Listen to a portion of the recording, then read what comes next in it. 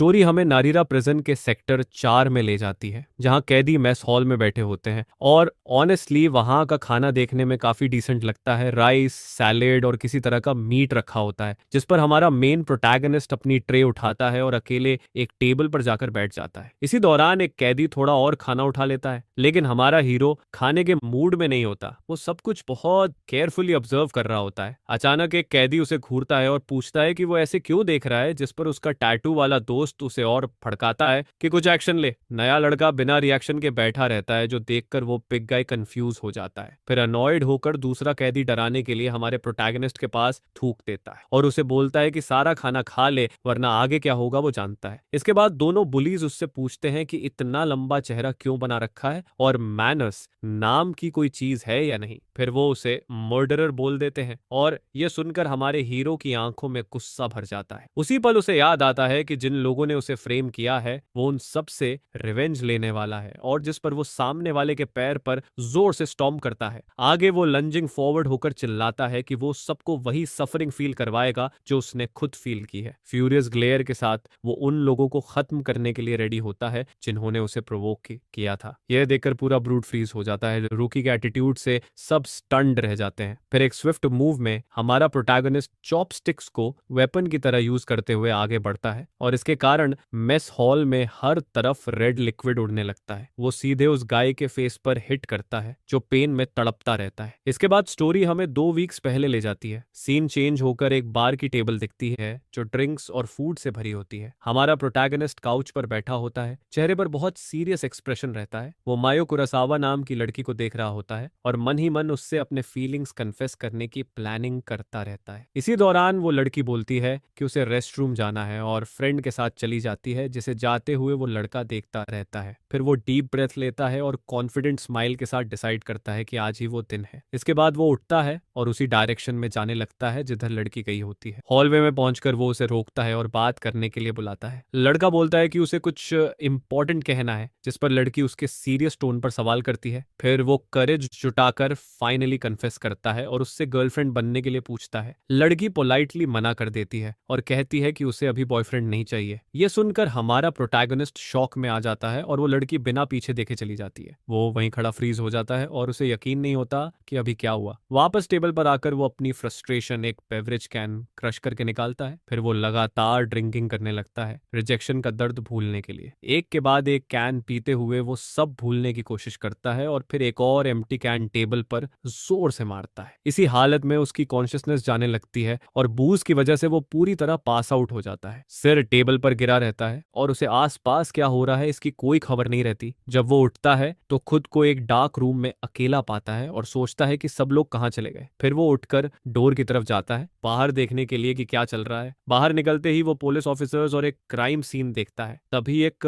Corp उसे पकड़ लेता है और लड़की मियो कुरासावा के मर्डर का आरोप लगा देता है। हमारा प्रोटैगनिस्ट चिल्लाता है कि ये इम्पॉसिबल है और गार्ड से छूटने की कोशिश करता है। डेस्परेट होकर वो पुलिस टेप पे पकड़ लेता है और समझ नहीं पाता कि उस पर यह आरोप क्यों लगाया जा रहा है। उसी के सामने वो उस लड़की की बॉडी देखता है जिसे वो पसंद करता था, जो जमीन पर पड़ी होती है। फिर सीन कोर्ट रूम में शिफ्ट होता है, जहां जज उसे 30 साल की प्रिजन सेंटेंस सुना देता है। लड़की के पेरेंट्स गुस्से में चिल्लाते हैं कि उसे मैक्सिमम पनिशमेंट मिलनी चाहिए थी। हमारा प्रोटैगनिस्ट की दुनिया पूरी तरह टूट जाती है और वो सोचता रहता है कि सब कुछ यहाँ तक कैसे पहुंच गया। उसे एमओ की स्माइल याद आती है और वो खुद से पूछता है कि क्या ये सब सिर्फ एक नाइटमेयर है। आंखों में आंसू लेकर वो कसम खाता है कि उसने ये क्राइम नहीं किया। तभी उसका फादर कोर्ट में खड़ा होकर अपने बेटे की इनोसेंस डिफेंड करता है, जिसके जवाब में विक्टिम की फैमिली उसे अक्यूज्ड करने लगती है कि वो अब भी एक्सक्यूजेस बना रहा है। इसके बाद लड़की के रिलेटिव्स उसके फादर पर टूट पड़ते हैं और उसे जमीन पर गिरा देते हैं। यह देखकर हमारा प्रोटैगनिस्ट डैड के लिए चीखता है, लेकिन पकड़ा हुआ होता है और उन्हें रोकने की भीख मांगता रहता है। मार खाते हुए भी फादर बोलता है कि वो अपने बेटे की इनोसेंस प्रूव करेगा। इसके बाद सीन चेंज होकर एक बिल्डिंग का एक्सटीरियर दिखता है, जो प्रिजन जैसा लगता है। प्रेजेंट में वापस आकर हम देखते हैं कि सेल में दूसरे कैदी उसे घूर रहे होते हैं। जैसे ही वो अंदर आता है, सब सस्पिशियस नजरों से उसे देखते रहते हैं। अपने बिलोंगिंग्स पकड़े हुए एक कैदी उससे उसके क्राइम के बारे में पूछता है। टैटू वाला गाय डराने के लिए पास आता है, लेकिन कुछ बोल नहीं पाता। तभी पीछे से दूसरा प्रिजनर उसे हिट करता है और जवाब देने को कहता है। जमीन पर गिरकर वो रोते हुए कहता है कि उसने कुछ नहीं किया और उसे फ्रेम किया गया है। फिर बिग गाय उसे बुलाता है। चेहरे पर फ्रेंडली फ्रेंडली एक्सप्रेशन बिल्कुल नहीं होता। हमारा प्रोटैगनिस्ट ओबे करता है और सेल लीडर के सामने खड़ा हो जाता है। बिना वार्निंग के लीडर उसके स्टमक में जोरदार किक मारता है और इम्पैक्ट से वो पीछे उड़कर सेल फ्लोर पर गिर जाता है। बुली उसे उठाकर पूछता है कि क्या वो न्यूज वाला मर्डरर है। मना करने के बावजूद बाकी कैदी उसे फिर से पीटते हैं। लीडर बोलता है कि उसे ऐसे लोग बिल्कुल पसंद नहीं और उसे फाइट बैक करने को उकसाता है। रिएक्शन ना देखकर वो अपने गूंज को बोलता है कि नए लड़के को बांध दो। हमारा प्रोटैगनिस्ट छूटने की कोशिश करता है लेकिन बाकी लोग ज्यादा स्ट्रांग होते हैं। थोड़ी देर में उसके हाथ कसकर बांध दिए जाते हैं और एस्केप का कोई रास्ता नहीं रहता। एक बुली चिल्लाकर पूछता है कि अब भी रेजिस्ट कर सकता है या नहीं और पूरी ताकत से उसके स्टमक में पंच मार देता है। ब्लो इतना स्ट्रांग होता है कि वो बहुत सारा ब्लड थूक देता है। हाथ बंधे होने की वजह से वो खुद को डिफेंड नहीं कर पाता और एक ह्यूमन पंचिंग बैग बन जाता है। हालत ऐसी हो जाती है कि वो पूरी तरह बीटन होता है और फाइट करने की कोई स्ट्रेंथ नहीं बचती। सेल लीडर उसके बाल पकड़कर उसे घूरता है। नजरों में प्योर कंटेम्प्ट होता है। फिर वो धमकी देता है कि अगर गार्ड्स को कुछ बताया तो हालात और भी बुरे होंगे। हमारा प्रोटैगनिस्ट नफरत भरी नजरों से अटैकर का चेहरा याद कर लेता है। अगले दिन एक गार्ड उसे प्रिजन हॉलवे में बुलाता है। ऑफिसर उसे टेरिबल न्यूज देता है कि उसके पेरेंट्स एक्सीडेंट में मर गए हैं। तो जो पूरी तरह शॉक में चला जाता है। गार्ड उससे पूछता है कि क्या कोई और रिलेटिव है। जब वो जवाब नहीं देता तो ऑफिसर बार बार सवाल करता है। आंखों में आंसू लेकर हमारा हीरो बोलता है कि अब इस दुनिया में उसका कोई नहीं बचा है। गार्ड कहता है कि उसे कोई फर्क नहीं पड़ता और बिना कंपैशन के उसे वहां से भेज देता है। इसके बाद ऑफिसर्स खाना खाने चले जाते हैं और टोजो अकेला रह जाता है। मेस हॉल में वापस आकर हमारा प्रोटैगनिस्ट दिन का खाना उठाता है। पूरी तरह एम्प्टी लुक के साथ वो टेबल पर बैठ जाता है। खाने की कोई इच्छा नहीं रहती। उसी वक्त उसे परेशान करने वाला बुली भी अपना चो ले रहा होता है। टोजो डिस्टेंस से सब कुछ सीरियस और कैलकुलेटिंग नजरों से देखता रहता है। फिर वो गाय उसके पास आता है और चिल्लाना शुरू कर देता है। टैटू वाला पार्टनर साइड में खड़ा होकर स्मर्क करता रहता है। ब्रूट उसे घूरता रहता है, रिएक्शन का इंतजार करता है। फिर उसका बड़ी ट्रे के पास थूक देता है और उसे और प्रोवोक करता है। वो धमकी देता है कि बिना कंप्लेन किए सब कुछ खा ले। दोनों इडियट उससे पूछते हैं कि इतना लंबा चेहरा क्यों बना रखा है और मैनर्स हैं भी या नहीं। तभी वो हद पार कर देते हैं उसे मर्डर बोलकर और यही बात उसे पूरी तरह ओवर द एज पर ले जाती है। लड़की के उसे रिजेक्ट करने वाला सीन अचानक हमारे प्रोटैगनिस्ट के दिमाग में फ्लैश होता है, जिस पर हालात और बिगड़ जाते हैं जब उन्हीं में से एक गाय उसके राइस के ऊपर कचरा फेंक देता है। उसे अपने फादर का वो प्रॉमिस भी याद आता है जिसने उसे बचाने के लिए सीरियस बीटिंग झेली थी। इन सारी मेमोरीज के साथ तोजो का एक्सप्रेशन पूरी तरह बदल जाता है और उसमें सिर्फ हेट्रेड नजर आता है। उसे याद आता है कि कैसे इन्हीं लोगों ने सेल में उसे मारा था और ह्यूमिलिएट किया था। उसी पल वो सोचता है कि उसे इतना सफर क्यों करना पड़ रहा है और फिर रियलाइज करता है कि अब उसके पास खोने के लिए कुछ भी नहीं बचा है। इसके बाद वो अपने चॉपस्टिक्स को कसकर पकड़ लेता है। उसके दिमाग में चलता है कि अगर वो मर भी जाए तो किसी को फर्क नहीं पड़ेगा। मर्डरर शब्द उसके दिमाग में गूंजता रहता है, बुली की मॉकिंग मॉकिंग स्माइल के साथ। लेकिन हमारा प्रोटैगनिस्ट डिसाइड करता है कि वो अभी चेकआउट नहीं करेगा। वो सेटल करने का फैसला करता है, जिस पर वो पूरी ताकत से सामने वाले के पैर पर स्टॉम्प करता है और जिन लोगों ने उसे फ्रेम किया था उन सबके खिलाफ रिवेंज की कसम खाता है। इसके तुरंत बाद वो आगे लंजेस करता है और चिल्लाता है कि वो सबको वही फील करवाएगा जो उसने खुद फील किया है। पूरी तरह अनहिंज्ड लुक के साथ वो सब कुछ तबाह करने के लिए रेडी हो जाता है। यह देखकर पूरा ब्रूड फ्रीज हो जाता है। रूकी के अचानक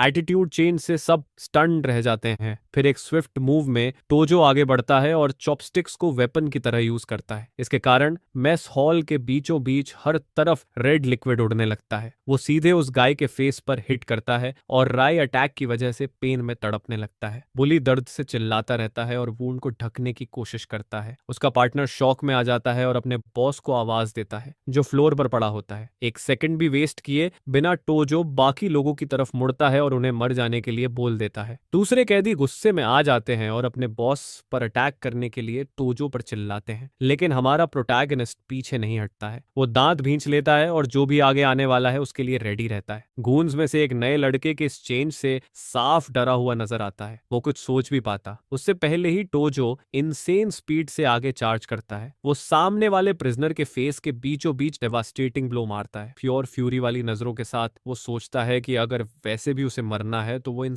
सारे स्कमबैग्स को अपने साथ ले जाएगा। पंच इतना ब्रूटल होता है कि सामने वाला गाय वहीं नॉकआउट हो जाता है और फ्लोर पर गिरकर कंप्लीटली अनरिस्पॉन्सिव हो जाता है। इम्पैक्ट की ताकत से बुली का बॉडी पीछे की तरफ उछल जाता है। उसे सांस लेने का मौका दिए बिना हमारा हीरो अगले टारगेट की तरफ बढ़ चुका होता है। वो गाय सीरियस बीटिंग खाता है और अपने आप को डिफेंड करने के लिए आर्म तक नहीं उठा पाता है। उसी वक्त एक और कैदी पीछे से उसे रोकने के लिए दौड़ता है। वो उसकी बैक पर पंच मारता है, लेकिन टोजो को जैसे कुछ फील ही नहीं होता। रुकी की रेजिलियंस देखकर कैदी और ज्यादा टिक ऑफ हो जाता है, क्योंकि वो लगातार फाइट करता जा रहा होता है। हमारा प्रोटैगनिस्ट पागल सी नजरों के साथ पीछे मुड़ता है और सामने वाला गाय सोचता है कि शायद ये अपना दिमाग खो चुका है। इसी केओस के बीच गार्ड्स मेस हॉल में पहुंचते हैं और उसे रुकने के लिए चिल्लाते हैं, जिस पर एक ऑफिसर पीछे से उसे पकड़कर रिस्ट्रेन करने की कोशिश करता है। ऑफिसर उसे पंच मारता है और ट्रबल क्रिएट करने की कंप्लेंट करता है, लेकिन टोजो को वो ब्लो भी फील नहीं होता। वो गार्ड को टेरिफाइंग नजरों से घूरता है। डर कर ऑफिसर बोलता है कि इंजर्ड गाय को इन्फर्मरी ले जाओ, इससे पहले कि बहुत देर हो जाए। इसी बीच हमारा प्रोटैगनिस्ट पूरी सिचुएशन पर प्योर रेज में चिल्लाता रहता है। वो खुद को छुड़ा लेता है और उसे पकड़े हुए गार्ड पर पावरफुल स्पिनिंग किक मार देता है। इस अटैक की फोर्स से ऑफिसर पूरी तरह स्टन्ड रह जाता है। इसके तुरंत बाद टोजो दौड़ पड़ता है और गार्ड चिल्लाता है, ये सोचकर कि वो खुद को दीवार से टकरा देगा। कई कैदी और ऑफिसर्स मिलकर उसे पकड़ने की कोशिश करते हैं। वहां से वो उसे कसकर पकड़ लेते हैं, जबकि वो खुद को छुड़ाने के लिए स्ट्रगल करता रहता है। पकड़े जाने के बावजूद वो पूरी ताकत से चिल्लाता और फाइट करता रहता है। सीन इन्फर्मरी में शिफ्ट होता है, जहां एक आईवी बैग लटका हुआ दिखता है। हमारा प्रोटैगनिस्ट बेड पर लेटा होता है और ऐसा लगता है जैसे उसने जीने की इच्छा खो दी हो। डॉक्टर गार्ड को समझाता है कि अगर वो खाना रिफ्यूज करता रहा तो उसकी जान खतरे में पड़ जाएगी। इसी दौरान एक एल्डरली जैनिटर इन्फर्मरी में एंटर करता है सफाई करने के लिए। हाथ में ब्रूम लेकर वो कामली फ्लोर स्वीप करने लगता है। अचानक वो रुकता है और यंग मैन से बोलता है कि अपनी लाइफ को ऐसे वेस्ट मत कर। हमारा प्रोटैगनिस्ट एडवाइस सुनता है, लेकिन बिना किसी एक्सप्रेशन के वैसे ही पड़ा रहता है। ओल्ड मैन पूछता है कि अगर वो मर गया तो उसके पेरेंट्स का नाम कौन साफ करेगा। ये सुनते ही टोजो की आंखें चौड़ी हो जाती हैं और वो अलर्ट हो जाता है। वो बेड पर बैठता है और पूछता है कि ओल्ड मैन ने अभी क्या कहा। ओल्ड मैन सवाल करता है कि क्या उसने कभी सोचा है कि एक्सीडेंट रियल नहीं भी हो सकता। टोजो और ज्यादा शॉक हो जाता है और पूछता है कि वो क्या इंप्लाई कर रहा है। सीरियस लुक के साथ ओल्ड मैन कहता है कि उसके पेरेंट्स का मर्डर किया गया था। यह सुनकर यंग मैन उसका कॉलर पकड़ लेता है और पूछता है कि उसे ये कैसे पता। ओल्ड मैन उसे काम करता है और सीधे पूछता है कि क्या उसने सच में उस लड़की को मारा था। हमारा प्रोटैगनिस्ट उसकी आंखों में देखकर पूरी सर्टेनिटी के साथ एक्यूजेशन डिनाई करता है। इस पर ओल्ड मैन कंक्लूड करता है कि उसके पेरेंट्स को एविडेंस ढूंढने की वजह से एलिमिनेट किया गया। टोजो को याद आता है कि केस की शुरुआत से ही उसे सब कुछ बहुत स्ट्रेंज लगता था। वो सोचता है कि ऐसा करने की हिम्मत किस में हो सकती है और मोटिव क्या रहा होगा। यह सोचते हुए उसकी आंखों से प्योर रजे के आंसू बहने लगते हैं और वो दांत भींच लेता है। टोजो चिल्लाकर बोलता है कि ओल्ड मैन सही है और वो तब तक चेकआउट नहीं करेगा जब तक अपने पेरेंट्स का बदला नहीं ले लेता। मिशाचिया यंग मैन की नई डिटर्मिनेशन देखकर हल्की सेटिस्फाइड स्माइल देता है, लेकिन वार्न करता है कि उसकी करंट स्टेट में टोजो कुछ भी नहीं कर पाएगा और कुरीकी उसे खत्म करना चाहता है। इसके बाद ओल्ड मैन बोलता है कि लकीली सरवाइव करने का एक तरीका है। वो बड़ी ग्रिन देता है और हमारे प्रोटैगनिस्ट की करेज की तारीफ करता है और कहता है कि उसे वो पसंद है। वहां से टूचिया हेल्प ऑफर करता है अगर वो सरवाइव कर गया, जिसे सुनकर यंग मैन कंफ्यूज हो जाता है। ओल्ड मैन सिनिस्टर लुक के साथ रिवील करता है कि उसकी हेल्प प्रिजन से एस्केप करने के लिए है। अचानक बाहर से आवाज सुनकर ओल्ड मैन का एक्सप्रेशन बदल जाता है। जाने से पहले वो टोजो को एक बुक देता है और बोलता है कि ये फ्यूचर में बहुत यूजफुल होगी। हमारा प्रोटैगनिस्ट बुक लेता है और ओल्ड मैन को हॉलवे में जाते हुए देखता है। बुक के कवर पर ह्यूमन एनाटॉमी और उसके मेन वीक पॉइंट्स के बारे में लिखा होता है। टोजो पूछता है कि वो असल में है कौन, जिस पर ओल्ड मैन खुद को सीचिया बताता है और जोड़ता है कि वो उसे बस ओल्ड टाइमर कह सकता है। अचानक एक गार्ड इन्फर्मरी का डोर तोड़ते हुए अंदर आता है। वो कामली बुक पढ़ने के लिए टोजो पर चिल्लाता है। ऑफिसर कंप्लेन करता है कि मेस हॉल में किया गया उसका मेस सबके लिए नाइटमेयर बन चुका है। इसके बाद वो उसे 1 महीने के लिए सॉलिटरी भेज देता है ताकि उसका दिमाग ठंडा हो सके। बिना किसी मर्सी के उसे डार्क सेल में जोर से फेंक देता है। मेटल डोर बंद हो जाता है और हमारा हीरो पूरी डार्कनेस में अकेला रह जाता है। अंदर वो बुक पकड़े रहता है और सोचता है कि अब वो अपनी लाइफ खत्म नहीं करना चाहता। एनाटॉमी बुक को देखते हुए उसे जीने का नया पर्पस मिल जाता है। डिटर्मिन्ड लुक के साथ वो कसम खाता है कि वो अपना रिवेंज जरूर लेगा। 15 दिन गुजर जाते हैं और फाइनली सॉलिटरी कन्फाइनमेंट का डोर खुलता है। वही गार्ड सेल खोलता है और चिल्लाता है है कि अगर जिंदा है तो बाहर आ, लेकिन अंदर देखकर ऑफिसर पूरी तरह शॉक हो जाता है। हमारा प्रोटैगनिस्ट डार्कनेस से बाहर निकलता है, बिल्कुल अलग फिजिक के साथ। उसका बॉडी पहले से कहीं ज्यादा स्ट्रॉन्ग और डिफाइंड हो चुका होता है। गार्ड पूछता है कि उसने अंदर क्या किया, जिस पर टोजो कैजुअली बोलता है कि कुछ खास नहीं। सिनिस्टर स्माइल के साथ वो कहता है कि वो बस अपने सिंस पर रिफ्लेक्ट कर रहा था। सीन प्रिजन यार्ड में चेंज होता है, जहां कैदी मैनुअल लेबर कर रहे होते हैं। हमारा प्रोटैगनिस्ट नए कॉन्फिडेंस के साथ उस एरिया से गुजरता है। दूर से उसे टॉर्मेंट करने वाला एक बुली टोजो को देख लेता है और सरप्राइज हो जाता है, जिस पर वो तुरंत अपने बडीज को कॉल करता है और बोलता है कि टोजो यहाँ आ चुका है। इसके बाद कैदियों का एक ग्रुप उसे घेर लेता है और धमकी देता है कि अब उसका गेम ओवर है। लेकिन हमारा हीरो बिल्कुल भी इंटिमिडेट नहीं होता और हल्की स्माइल के साथ सबका सामना करता है। अचानक गुरु की सामने आता है और बोलता है कि वो सिर्फ उसी के लिए हॉस्पिटल से बाहर आया है। वो अपने फेस के स्कार की तरफ इशारा करता है और रिवेंज लेने की कसम खाता है। बिना टाइम वेस्ट किए वो अपने गूंस को हमारे प्रोटैगनिस्ट पर अटैक करने का ऑर्डर देता है। इसके साथ ही पूरी गैंग एक साथ चार्ज करती है टोजो को गिराने के लिए, लेकिन टोजो बिल्कुल काम रहता है और हर ओपोनेंट की मूवमेंट को एनालाइज करता है। इंप्रेसिव एजिलिटी के साथ वो उनके अटैक्स डॉज करता है और हर एक के वीक पॉइंट्स पर हिट करता जाता है। यह देखकर गुरिकी शॉक हो जाता है और अपने आदमियों पर चिल्लाता है कि मजाक मत करो। दांत भींचे हुए हमारा प्रोटैगनिस्ट सबको नीचे गिराने पर फोकस करता है। चारों तरफ से घिरे होने के बावजूद वो फ्यूरी में एक्सप्लोड करता है और अपनी सारी हेट्रेड अनलीश कर देता है। एक क्विक स्टेप में वो अटैक्स से बचता है और काउंटर अटैक के लिए रेडी हो जाता है। फिर वो एक पावरफुल पंच मारता है जिससे एक कून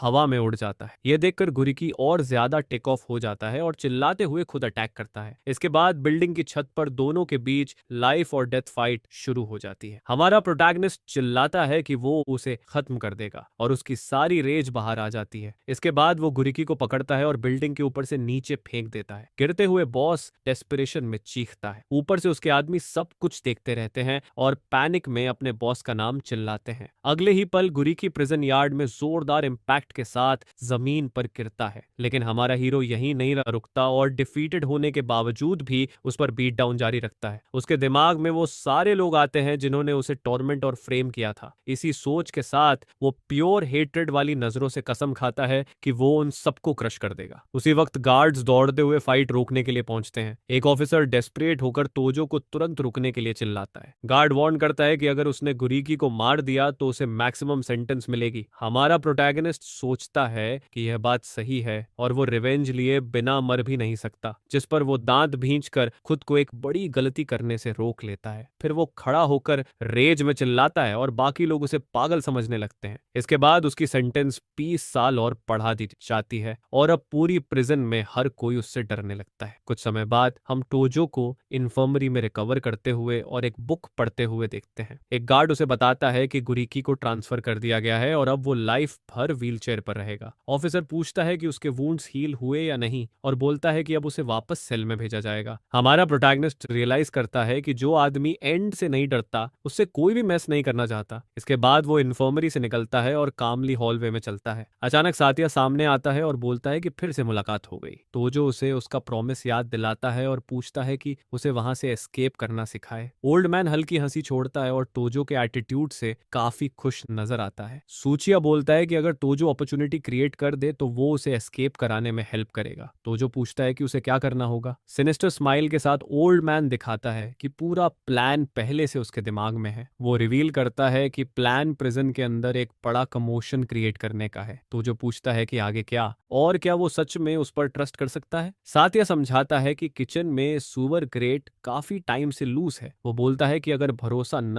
हो तो खुद जाकर चेक कर ले। तो जो जवाब देता है कि उसे चेक करने की जरूरत नहीं है और वो वहां से निकलने के लिए कुछ भी करेगा। डिटर्मिन्ड लुक के साथ वो ओल्ड टाइमर से कहता है कि सब कुछ उस पर छोड़ दे। थोड़ी देर बाद एक गार्ड उसे हॉलवे से होते हुए वापस सेल में ले जाता है। अंदर घुसते ही गोरिकी के पुराने गूंस उसकी प्रेजेंस से डर जाते हैं। ऑफिसर सेल लॉक कर देता है और हमारा प्रोटैगनिस्ट कैदियों के साथ अकेला रह जाता है। बिना टाइम वेस्ट किए वो चैलेंज करता है कि अगर किसी को अपने पुराने बॉस का बदला लेना है तो सामने आए। यह सुनकर सब घबरा जाते हैं और बोलते हैं कि वो गलतफहमी कमी थी और उन्हें गुरीकी से नफरत थी। वो साइड चेंज कर लेते हैं और सेल के बुली को हटाने के लिए उसे थैंक यू बोलते हैं। इसके बाद सब उसे नया बॉस डिक्लेयर कर देते हैं और टोटल ओबीडियंस की कसम खाते हैं। हमारा प्रोटैगनिस्ट कोल्ड और कैलकुलेटिंग लुक के साथ अपनी नई पोजीशन एक्सेप्ट कर लेता है। सीन चेंज होता है और मेस हॉल में अब वो खाना खा रहा होता है जबकि बाकी लोग उसकी सर्विस कर रहे होते हैं। उसके नए फॉलोअर्स उसकी ट्रे में खाने का सबसे अच्छा हिस्सा रखते हैं। वो उसे किंग की तरह ट्रीट करते हैं और स्माइल के साथ बॉस बोलते हैं। एक और कैदी पास आता है और अपनी प्लेट भी ऑफर करता है। टोजो थोड़ा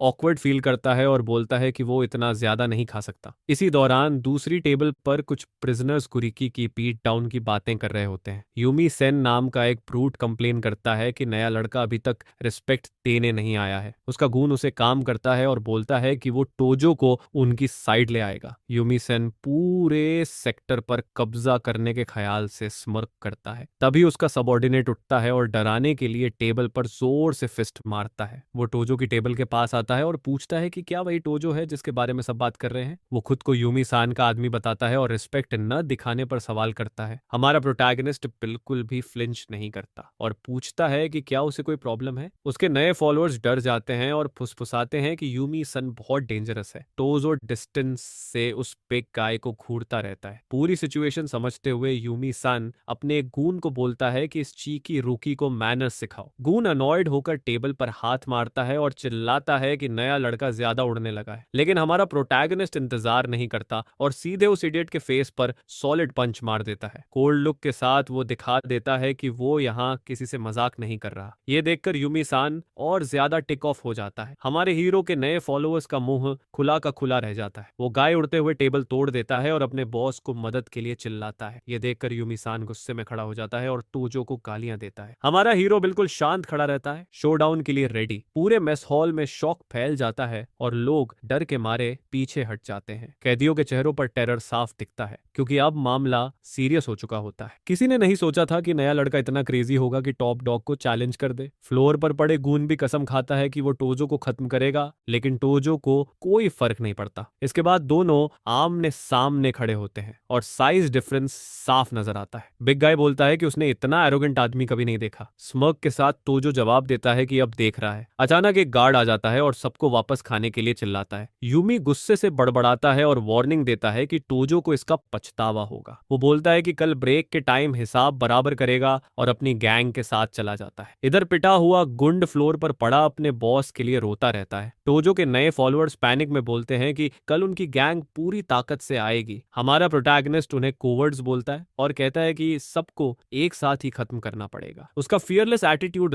देखकर उसके नए साथी पूरी तरह शॉक हो जाते हैं। इसके बाद उनमें से एक हिम्मत जुटाकर नए बॉस के सामने घुटनों पर बैठ जाता है। वो डरने के लिए माफी मांगता है और बोलता है कि अब जब बात यहां तक आ गई है तो वो कल पूरी ताकत से लड़ेगा। बाकी लोग भी उसकी बात से एग्री करते हैं। हमारा हीरो अपने नए फॉलोअर्स को बड़ी लड़ाई के लिए करेज से भरते हुए देखता रहता है। रात का सीन सेल में चेंज होता है जहां सारे कैदी शांति से सो रहे होते हैं, लेकिन टोजो चुपचाप उठता है और एक पंख से बेडशीट उठा लेता है जिस पर वो पूरी ताकत से उस कपड़े को ट्विस्ट करना शुरू करता है। डिटरमिन्ड लुक के साथ वो उस शीट को आने वाले वक्त के लिए एक वेपन बना लेता है। अगले दिन ब्रेक के टाइम सारे कैदी यार्ड में फ्री टाइम बिता रहे होते हैं। उसी दौरान दो गार्ड्स एरिया में पेट्रोल कर रहे होते हैं, लेकिन ज्यादा कंसर्न नहीं लगते। अचानक एक प्रिजनर ऑफिसर को बुलाता है और हाई क्वालिटी स्मोक्स ऑफर करता है, जिस पर ऑफिसर ऑफर एक्सेप्ट करता है और अपने पार्टनर के साथ एक कॉर्नर में चला जाता है। उधर यूमी-सान और उसकी गैंग पहले से ही हमारे हीरो का इंतजार कर रही होती है हिसाब बराबर करने के लिए। यह देखकर बाकी कैदी भी बिग शोडाउन देखने के लिए गैदर होने लगते हैं। सिचुएशन को देखते हुए टोजो का एक फॉलोअर चिल्लाकर वार्न करता है कि वो लोग आ गए हैं। हमारा हीरो कॉन्फिडेंट स्माइल करता है क्योंकि सब कुछ उसके प्लान के मुताबिक चल रहा होता है। वो राइवल गैंग की तरफ देखकर चिल्लाता है और उन्हें अपनी पूरी डिटर्मिनेशन दिखाने के लिए कहता है। इसके बाद यूमी-सान के गूंज टोजो के छोटे से ग्रुप की तरफ चार्ज कर देते हैं। पूरा यार्ड केओस में बदल जाता है और फुल ऑन ब्रॉल शुरू हो जाता है। शुरुआत में ही यूमी-सान का एक आदमी जोरदार बीटिंग खाता है और एक पंच में नॉकआउट हो जाता है। फाइट और ज्यादा इंटेंस होती जाती है और हमारा प्रतियोगी अपनी पूरी शक्ति दिखाने लगता है। यह देखकर यूमी-सन गुस्से में भर जाता है और खुद भी फाइट में कूद पड़ता है। दूर से गार्ड ये सब देख लेता है और दौड़ते हुए आता है, चिल्लाता है कि फिर से फाइट शुरू हो गई है। लड़ाई और अगली हो जाती है और टोजो एक एनिमी के फेस के बीचों बीच सॉलिड पंच मारता है। सीन सीन देखकर गार्ड्स बैटन लेकर केओस रोकने के लिए दौड़ पड़ते हैं। इम्प्रोवाइज्ड वेपन का यूज करते हुए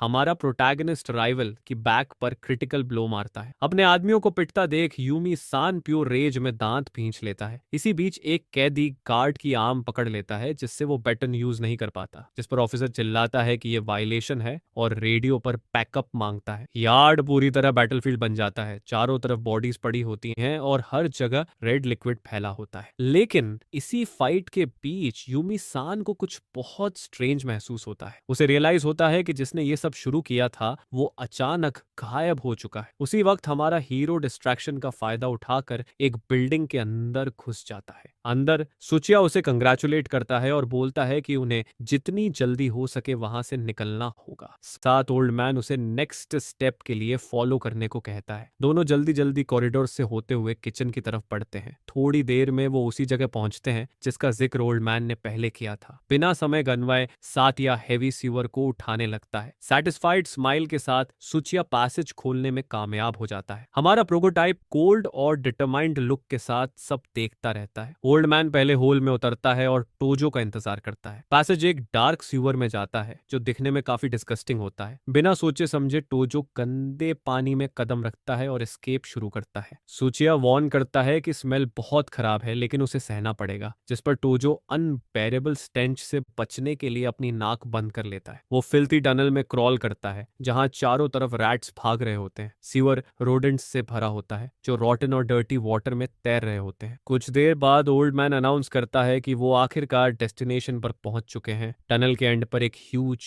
मेटल गेट रास्ता रोककर खड़ा होता है। यह देखकर हमारा प्रोटैगनिस्ट पूछता है कि अब बाहर कैसे निकलेंगे। ओल्ड मैन उसे काम करता है और बोलता है कि वो पहले यहाँ आ चुका है और सारी अरेंजमेंट्स कर चुका है। वो बताता है कि उसने पहले से ऐसा सेटअप किया था कि गेट की एक बार निकाली जा सके। इसके बाद साचिया तोजो को पूरी ताकत से पुश करने को कहता है। हमारा प्रोटैगनिस्ट ओबे करता है और आयरन बार को पूरी स्ट्रेंथ से धक्का देता है, जिसके बाद गेट आखिरकार ढीला पड़ जाता है और एस्केप का रास्ता खुल जाता है। लेकिन जैसे ही टोजो मुड़ता है ओल्ड टाइमर बिना मर्सी के उसकी बैक में वार कर देता है। सिचा शार्प ब्लेड से सीधे उसके चेस्ट पर स्टैब करता है। सिनिस्टर लुक के साथ वो कहता है कि यहीं उसकी मिशन खत्म होती है और अब वो उसे मार देगा। सरप्राइज अटैक से हमारा प्रोटैगनिस्ट जमीन पर गिर जाता है और रिएक्ट करने की ताकत नहीं बचती। ट्रेटर ओल्ड मैन मुड़कर बाहर जाने लगता है, ये सोचकर कि वो जीत गया है, लेकिन भागने से पहले टोजो उसका एंकल पकड़ लेता है। सूचिया शॉक में मुड़ता है और देखता है कि यंग मैन के पास नाइफ उसकी गर्दन पर लगा हुआ है। हमारा प्रोटैगनिस्ट बोलता है कि ओल्ड टाइमर हमेशा उसे हर चीज पर सस्पिशियस रहना सिखाता था। इसी वजह से उसने एनाटॉमी बुक अपने चेस्ट में छुपा रखी थी, जिसने उसे स्टैबिंग से बचा लिया। ब्लेड बुक के पेजेस में फंस गई थी जो ओल्ड मैन ने खुद उसे दी थी। ओल्ड मैन टेंस हो जाता है और टोजो चिल्लाता है कि उसने अब किसी पर भरोसा न करना सीख लिया है। सातिया ताना मारता है और पूछता है कि क्या वो उसी मेथड से उसे चैलेंज करेगा जो उसने सिखाए थे। बिना हेजिटेशन हमारा प्रोटैगनिस्ट ब्लेड लेकर ट्रेटर को खत्म करने के लिए लंच करता है। टोजो ओल्ड टाइमर से छीना हुआ ब्लेड प्योर रेज के साथ पकड़े रहता है। सूचिया अपना नाइफ फेंक देता है और बोलता है कि फाइट जीतने का उसके पास बस एक चांस है। दांत भींचकर टोजो उस कॉम्बैट के लिए तैयार होता है जो उसका फ्यूचर डिसाइड करने वाला होता है। वो अपने पास रखा लाइम से भरा टावल ओल्ड मैन के फेस पर फेंक देता है। डिस्ट्रैक्शन का फायदा उठाकर वो ट्रेटर पर सॉलिड पंच मारता है। ओल्ड मैन पेन में चिल्लाते हुए जमीन पर गिर जाता है। ठीक से देख ना पाने की हालत में वो पूछता है कि ये क्या है और रियलाइज करता है कि उस पर लाइम फेंका गया है। हमारा हीरो रिवील करता है कि उसे सब कुछ पहले से पता था, क्योंकि किसी ने ओल्ड टाइमर की प्लान की चुगली कर दी थी। गुस्से में साथिया उठता है और कसम खाता है कि वो टोजो को अपने साथ नीचे ले जाएगा। लेकिन हमारा हीरो उसे वो एसिड वायल दिखाता है जिसे ओल्ड मैन उस पर यूज करने वाला था। सूचिया को याद आता है कि उसने वेपन छुपाया था, लेकिन टोजो उससे ज्यादा स्मार्ट निकला। सीचिया के चेहरे पर प्योर हार्ट रेट साफ दिखता है क्योंकि वो आउट प्लेड हो चुका होता है। वो पूरी ताकत से चार्ज करता है और पूछता है कि क्या सच में टोजो उसे हरा सकता है। रिएक्ट करने का मौका दिए बिना हमारा प्रोटैगनिस्ट ब्रूटल ब्लो मारता है। इसके बाद वो पावरफुल किक से फाइट खत्म कर देता है, जिससे ओल्ड टाइमर उड़कर गिरता है। जमीन पर पड़ा ओल्ड मैन मान लेता है कि वो नाइव था और टोजो सही था। हमारा प्रोटैगनिस्ट जवाब देता है कि वो दोबारा किसी पर भरोसा करने की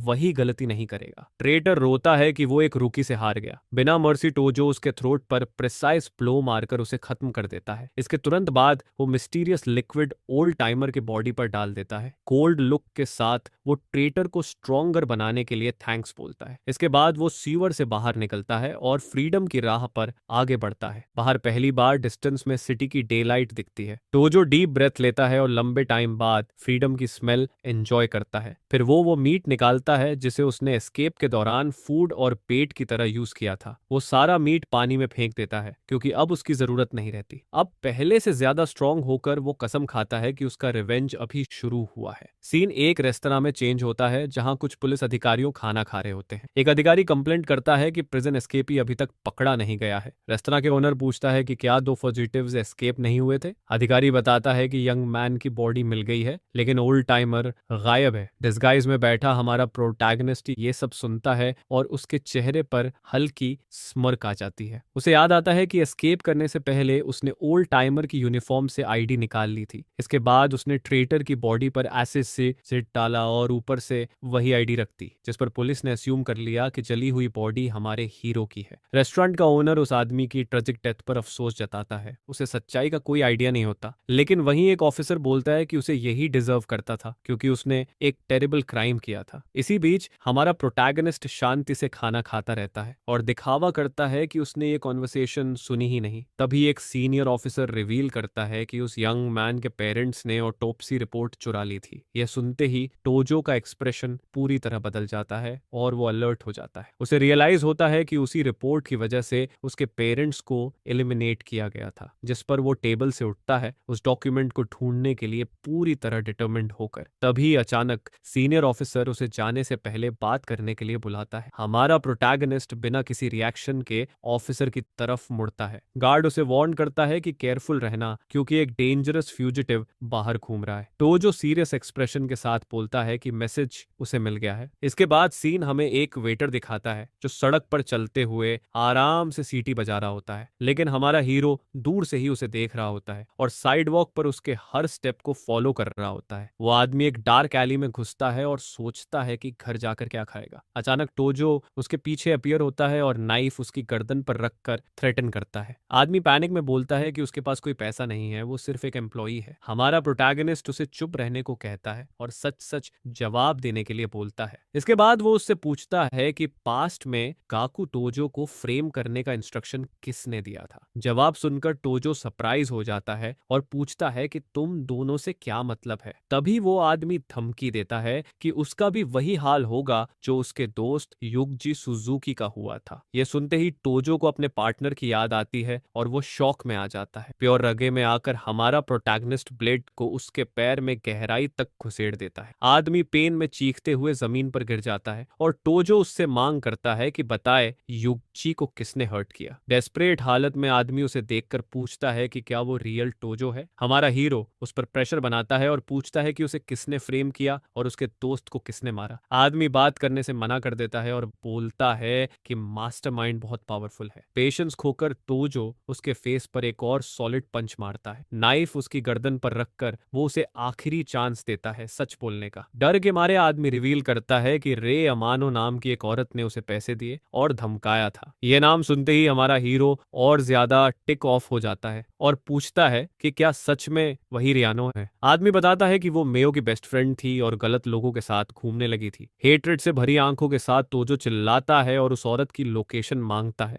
आदमी बताता है कि वो ग्रांडिया नाइट क्लब में काम करती है और इस वक्त वहीं होगी। टोजो मुड़कर जाने लगता है तो आदमी अपनी जान की भीख मांगता है। वो बोलता है कि उसे मत मारो और जो भी कहा जाएगा वो करेगा, लेकिन हमारा हीरो उसकी नहीं सुनता और उसे चुप रखने के लिए गैग कर देता है। कोल्ड लुक के साथ वो बोलता है कि अभी उसे नहीं मारेगा और इंतजार करने को कहता है। बिना सोचे समझे टोजो उसे जोर से एक वेल में लात मारकर गिरा देता है। ऊपर से वो वार्न करता है कि अगर कुछ गलत हुआ तो वो वहीं भूख से मर जाएगा। इसके बाद एग्नेस्ट वहां से चला जाता है और ट्रेटर को अंधेरे में छोड़ देता है। वेल के नीचे आदमी पूरी तरह डेस्परेट होता है, बाहर निकलने का कोई रास्ता नहीं रहता। सीन चेंज होकर रात में एक आइसोलेटेड हाउस दिखाता है जो चारों तरफ से सुनसान होता है। वहां हमारा प्रोटैगनिस्ट अपने दोस्त युगजी को देखता है जो बुरी तरह बीटन होता है। युगजी शराब पीता रहता है और रोता है कि वो अपने दोस्त का बदला नहीं ले सका और पूरी तरह टूट चुका होता है। हमारा हीरो दूर से सब कुछ सीरियस और डिटर्मिन्ड लुक के साथ देखता रहता है। उसे याद आता है जब चाइल्डहुड में युगजी पुलिस से उसे बचाया करता था। मेमोरी में युगजी प्रॉमिस करता है कि अब कोई उसे परेशान नहीं करेगा। प्रेजेंट में वापस आकर युगजी कसम खाता है कि वो अपने दोस्त की इनोसेंस प्रूव करेगा। इतना कहते ही इंजरीज और एक्सॉशन की वजह से वो पास आउट हो जाता है। यह देखकर टोजो डिसाइड करता है कि वो अब युगजी को इन्वॉल्व नहीं करेगा और सब कुछ खुद हैंडल करेगा। इसके बाद वो रेमनो को ढूंढने के लिए ग्रांडिया नाइट क्लब पहुंचता है। बाहर वो एक ब्रूट को उस औरत के साथ निकलते हुए देखता है। वो यंग वुमन क्लाइंट को गुड बाय बोलती है और अगली बार और बेटर नाइट का प्रॉमिस करती है। इसके बाद वो अपनी वॉच देखती है और घर जाने का डिसाइड करती है। जैसे ही वो सड़क पर चलती है, हमारा प्रोटैगनिस्ट उसे क्लोजली फॉलो करने लगता है। नाइफ हाथ में लेकर वो पीछे से अप्रोच करने की तैयारी करता है, लेकिन गलती से वो औरत अपना पर्स पीछे उछाल देती है और सीधा उसके फेस पर लग जाता है। फिर वो फोन उठाती है और अग्री करती है कि 15 मिनट में उसी जगह मिलेगी। भीड़ में बिना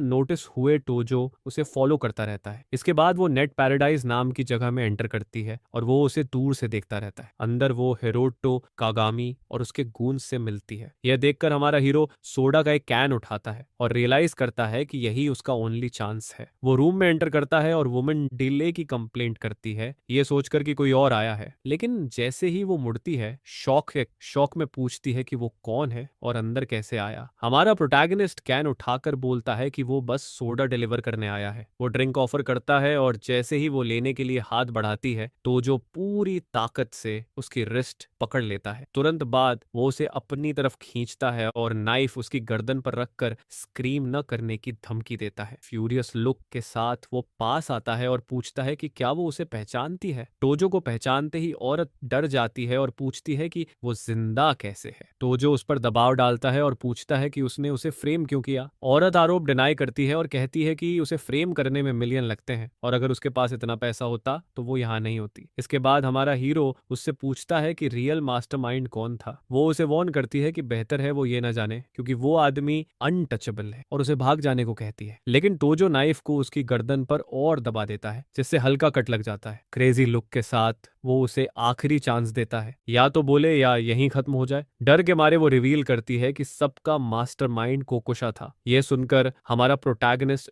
शॉक में आ जाता है और सोचता है कि कोकोशा ऐसा क्यों करेगा। औरत डोर की तरफ इशारा करके वार्न करती है कि कागमी के गूंस बाहर वेट कर रहे हैं। वो उसे जाने की भीख मांगती है और बोलती है कि जो कुछ जानती थी सब बता चुकी है। लेकिन हमारा हीरो बोलता है कि वो पहले ही सब कुछ खो चुका है और अब उसके पास सिर्फ रिवेंज बचा है। सीन एक मेकर औरत नीचे बैठती है और पेपर पर कुछ लिखने लगती है। तो जो उसे वॉल से पिन करता है और पूछता है कि वो उसकी साइड है या अगेंस्ट। इसके बाद वो पेपर उसे देती है और प्रॉमिस करती है कि बाद में सब एक्सप्लेन करेगी और उसे जाने को कहती है। पेपर पर उसका फोन नंबर लिखा होता है ताकि वो कांटेक्ट कर सके। तो जो बोलता है कि वो कल कॉल करेगा और अगर उसने बिट्रे किया तो वो मर्सी नहीं दिखाएगा। जाते वक्त हॉलवे में उसका सामना कागमी और उसके गूंज से हो जाता है। वो पिंक सूट्स वाली गैंग के बीच से शांति से निकल जाता है बिना अटेंशन खींचे। उसके चेहरे से पसीने की एक बूंद गिरती है जो उस पल का टेंशन दिखाती है। एक पल के लिए हमारा हीरो और गैंग लीडर एक इंटेंस नजरों का एक्सचेंज करते हैं। कागमी उसे जाते हुए देखता है और सोचता है कि उसने ये फेस कहीं पहले देखा है। तभी आउन उसकी गर्दन के बारे में पूछता है, जिस पर वो कोई बहाना बना देता है। अपने रूम में वापस आकर टोजो बेड पर लेट जाता है और अब तक जो कुछ भी हुआ है उसके बारे में सोचने लगता है। उसे कोकी, योशा और मायू एक साथ याद आते हैं जो एक हैप्पी कपल जैसे लगते थे। मेयो और रेमानो के साथ मस्ती करने वाली इमेज भी उसके दिमाग में घूम जाती है। उसे वो दिन याद आता है जब उसने बहुत ज्यादा पी ली थी और टेबल पर ही पूरी तरह पास आउट हो गया था। इसी मेमोरी में वो देखता है कि योशिदा और मेयो हाथ में हाथ डालकर वहां से चले जाते हैं, जबकि वो खुद सोया हुआ होता है। आंखों में आंसू लेकर हमारा प्रोटैगनिस्ट सोचता है कि उससे सब कुछ क्यों छीन लिया गया। हेट्रेड से भरा हुआ वो बेडशीट को कसकर पकड़ लेता है और अपने मन में योशा का नाम चिल्लाता है। अगले दिन हमारा प्रोटैगनिस्ट एक पे फोन के पास जाता है और कॉल करता है। वो रात में पार्क में मिलने का प्लान बनाता है ताकि बात की जा सके।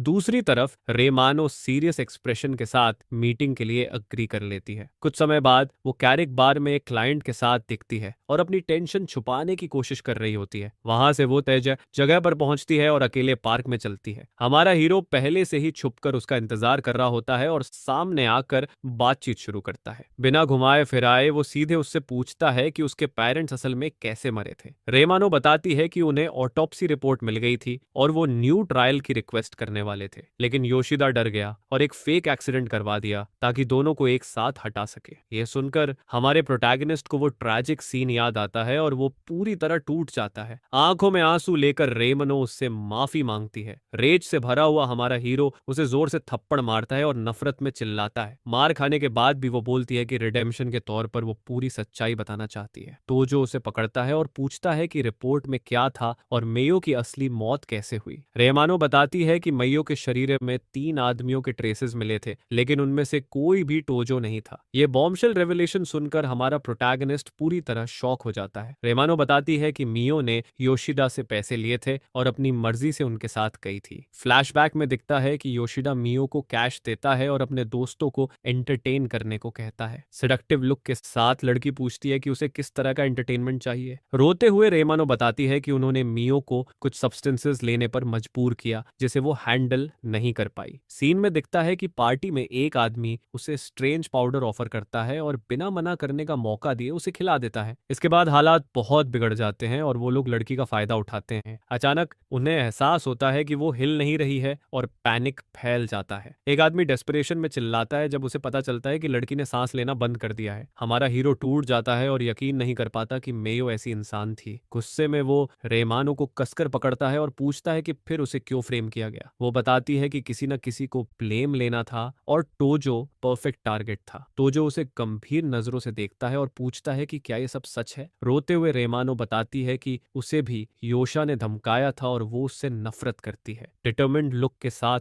हमारा प्रोटैगनिस्ट कसम खाता है कि वो योशिदा को खत्म करेगा, लेकिन रेमानो वार्न करती है कि योशिदा के फादर ने उसकी सिक्योरिटी के लिए 8 बॉडीगार्ड्स रखे हैं। वो बताती है कि वो एलीट प्रोफेशनल्स हैं और टोजो उनके पास तक भी नहीं पहुंच पाएगा। वो समझाने की कोशिश करती है कि उसके पेरेंट्स चाहते कि वो जिंदा रहे। हमारा हीरो उसकी बातों को इग्नोर करता है और बोलता है कि वो उसे अभी छोड़ रहा है, लेकिन वो बीच में ना आए। इसके बाद वो उसे अपने साथ चलने को कहता है और बिना एक्सप्लेन किए पार्क से बाहर ले जाता है। रास्ते में वो बताता है कि जब तक सब खत्म नहीं हो जाता वो उसे जाने नहीं देगा। इसके बाद वो उसका सेल फोन मांगता है और रेमानो बिना विरोध किए दे देती है। अचानक टोजो उसे उसी वेल में धक्का दे देता है जहां उसने पहले उस आदमी को छोड़ा था। नीचे से वो चिल्लाती है कि वो इसकी हकदार है, लेकिन उससे अपनी जान बर्बाद न करने की गुहार लगाती है। कोल्ड लुक के साथ टोजो वार्न करता है कि अगर वो मर गया तो वो दूसरे के साथ वहीं भूख से मर जाएगी। ये सुनकर रेमानो वेल के नीचे बैठ जाती है और अपनी सजा एक्सेप्ट कर लेती है। सीन चेंज होकर एक नाइट क्लब दिखाता है जहां योशा कई लड़कियों के साथ मस्ती कर रहा होता है। दूर से हमारा प्रोटैगनिस्ट उसे प्योर हेट्रेड और वेंजेंस वाली नजरों से देखता रहता है। स्टेज के सामने वो योशिदा और उसके बॉडीगार्ड्स का सामना करता है। जो भी आने वाला हो उसके लिए रेडी रहता है। योशिदा एक लड़की को नाइट क्लब के रेस्टरूम में चलने को कहता है। लड़की इस आइडिया को पसंद करती है और उसे बोल्ड कहती है। योशिदा अपने बॉडीगार्ड्स को बाहर रुकने को कहता है और लड़की के साथ चला जाता है। हमारा हीरो इसे बिना देखे हमला करने का एकमात्र मौका समझता है, लेकिन तभी एक सिक्योरिटी गार्ड उसे रोकता है और वहीं खड़े रहने को कहता है। टोजो बहाना बनाता है और पूछता है कि क्या वो रेस्टरूम भी नहीं जा सकता। गार्ड उसे शक की नजर से देखता है, फिर आखिरकार जाने देता है। रेस्टरूम पहुंचकर टोजो को एक स्टॉल से अजीब आवाजें सुनाई देती हैं। वो दरवाजा खटखटाता है। अंदर से योशा चिल्लाता है और इंटरप्ट न करने को कहता है। बिना टाइम वेस्ट किए टोजो जोरदार किक मारकर डोर तोड़ देता है। लड़की अचानक इन्वेजन से डर जाती है। योशा गुस्से में पूछता है कि वो कौन है और क्या यहीं मरना चाहता है। नाइफ हाथ में लेकर हमारा प्रोटैगनिस्ट आगे बढ़ता है अपने टारगेट को खत्म करने के लिए। लड़की टेरर में चिल्लाती है जबकि टोजो बिना मर्जी अटैक करता है। योशा गर्दन पकड़कर गुस्से में पूछता है कि वो क्या कर रहा है। रिएक्ट करने का मौका दिए बिना टोजो उसके फेस पर सॉलिड पंच मारता है। इसके तुरंत बाद वो उसे वॉल से दबा देता है और नाइफ उसकी गर्दन पर रख देता है। पास से देखने पर रिच गाय शौक में टोजो को पहचान लेता है असली टोजो के रूप में। उसी पल गार्ड्स आ जाते हैं और योशिदा उन्हें इंट्रूडर पकड़ने के लिए चिल्लाता है। एस्केप करने के लिए टोजो टॉयलेट का सहारा लेकर स्टॉल के ऊपर से जंप करता है। एजाइल लीप के साथ वो दूसरी तरफ उतरता है और गार्ड्स को सरप्राइज कर देता है। बिना सोचे समझे वो विंडो की तरफ कूदता है और ग्लास तोड़ देता है। अपने टारगेट को भागते देख योशा 2 मिलियन का ऑफर करता है जो भी उसे पकड़े। गार्ड्स टूटे हुए विंडो से कूदकर चेस शुरू कर देते हैं। हमारा प्रोटैगनिस्ट सड़कों पर दौड़ता है। गूंज उसके पीछे चिल्लाते रहते हैं। अचानक गार्ड्स उसे खो देते हैं और आगे सर्च करने का फैसला करते हैं। कचरे के बीच छुपकर टोजो उनसे बच निकलता है। उसे अफसोस होता है कि वो इतना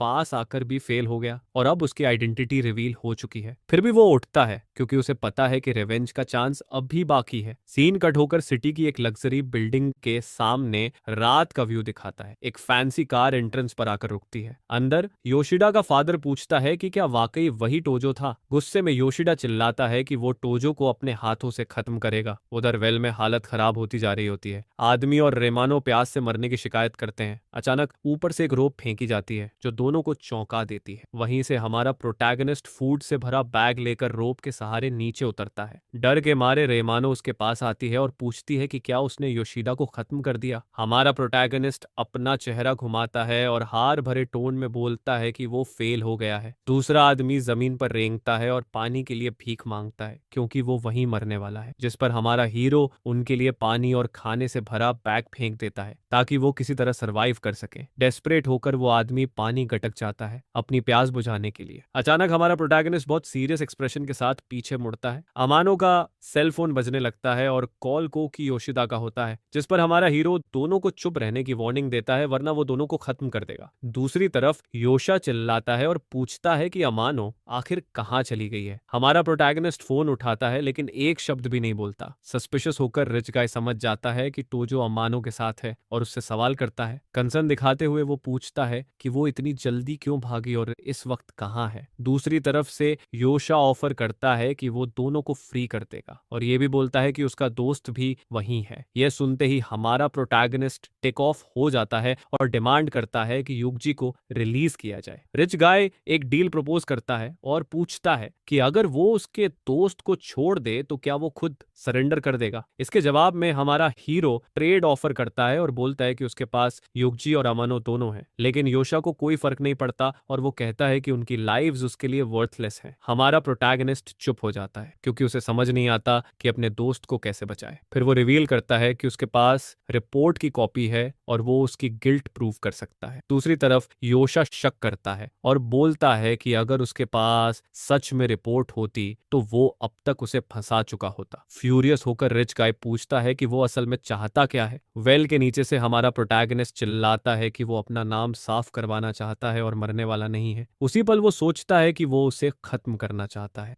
लेकिन इस वक्त उसके पास और कोई ऑप्शन नहीं है। योशा मीटिंग प्रपोज करता है रिपोर्ट की कॉपी देखने के लिए और उसे पैसा है रिपोर्ट की कॉपी देखने के लिए और उसे पैसे देकर गायब होने का ऑफर भी देता है। वेल के नीचे से हमारा हीरो ये प्रपोजल सुनता है जबकि अमानो खामोशी से उसे देखती रहती है। इसके बाद वो मीटिंग के लिए एग्री करता है और रिच गाय से बोलता है कि लोकेशन कल भेज दे। तुरंत फोन काट देता है अपने सबसे बड़े दुश्मन के साथ कॉल खत्म करते हुए। ये सुनकर दोनों कैदी पैनिक में आ जाते हैं और चिल्लाते हैं कि ये ट्रैप है। हमारा प्रोटैगनिस्ट कामली जवाब देता है कि वो जानता है लेकिन और कोई रास्ता नहीं है। इसके बाद वो सेल फोन जमीन पर फेंक देता है और वार्न करता है कि शायद वो जिंदा वापस ना आए। वुमन उसे पकड़ती है और बोलती है कि वो मारा जाएगा क्योंकि उसके पास रिपोर्ट की कॉपी है ही नहीं। वो उसकी तरफ देखकर कहता है कि वो युगजी को अब इन्वॉल्व नहीं कर सकता और ये उसका लास्ट चांस है। सीन चेंज होता है और हमारा हीरो एक मिस्टीरियस वुमन की हेल्प से नए कपड़े चुनता है। न्यू लुक के साथ वो सड़क पर चलता है जबकि एक शेफ अपना नाइफ ढूंढ रहा होता है। इसके बाद वो एक स्टोर में घुसता है और बहुत स्ट्रॉन्ग ड्रिंक की 2 बॉटल्स खरीदता है। थोड़ी देर बाद सीन एक अबैंडन्ड और पूरी तरह डिस्ट्रॉयड बिल्डिंग में शिफ्ट होता है। अंदर हमारा प्रोटैगनिस्ट बॉनफायर के पास अपने नए वेपन्स तैयार करता है। वो आने वाली बड़ी फाइट के लिए अपने हाथ रैप करना शुरू करता है। आग के सामने वो घुटनों के बल बैठता है जैसे कोई रिचुअल कर रहा हो। फिर वो अपना सिर झुकाता है जब तक उसका माथा जमीन को छू नहीं लेता। ये जेस्चर डीप रिस्पेक्ट और फेयरवेल दोनों दिखाता है। बैकग्राउंड में सिटी दिखाई देती है और वो अपनी फाइनल बैटल के लिए खुद को तैयार करता है। वो अपने पेरेंट्स से स्ट्रेंथ मांगता है और कसम खाता है कि योशिदा को खत्म करके उनका बदला लेगा। हमारा हीरो खड़ा होता है और सिटी की तरफ देखता है, तभी बर्फ गिरना शुरू हो जाती है। थोड़ी देर बाद योशिदा के गार्ड्स शॉक में आ जाते हैं क्योंकि वो सबवे में अकेला आ गया होता है। हमारा प्रोटैगनिस्ट गूंस की पूरी आर्मी की तरफ चलता है। ऊपर से रिच गाय विक्टोरियस स्माइल के साथ सब देखता है। है। वो अपने आदमियों को ऑर्डर देता है कि इंट्रूडर को जिंदा बाहर न जाने दिया जाए। बिना वक्त गंवाए एक गून पीछे से पूरी ताकत से उस पर अटैक करने के लिए चार्ज करता है। ऊपर से योशिदा हमारे हीरो को आर्म्ड गून से घिरा हुआ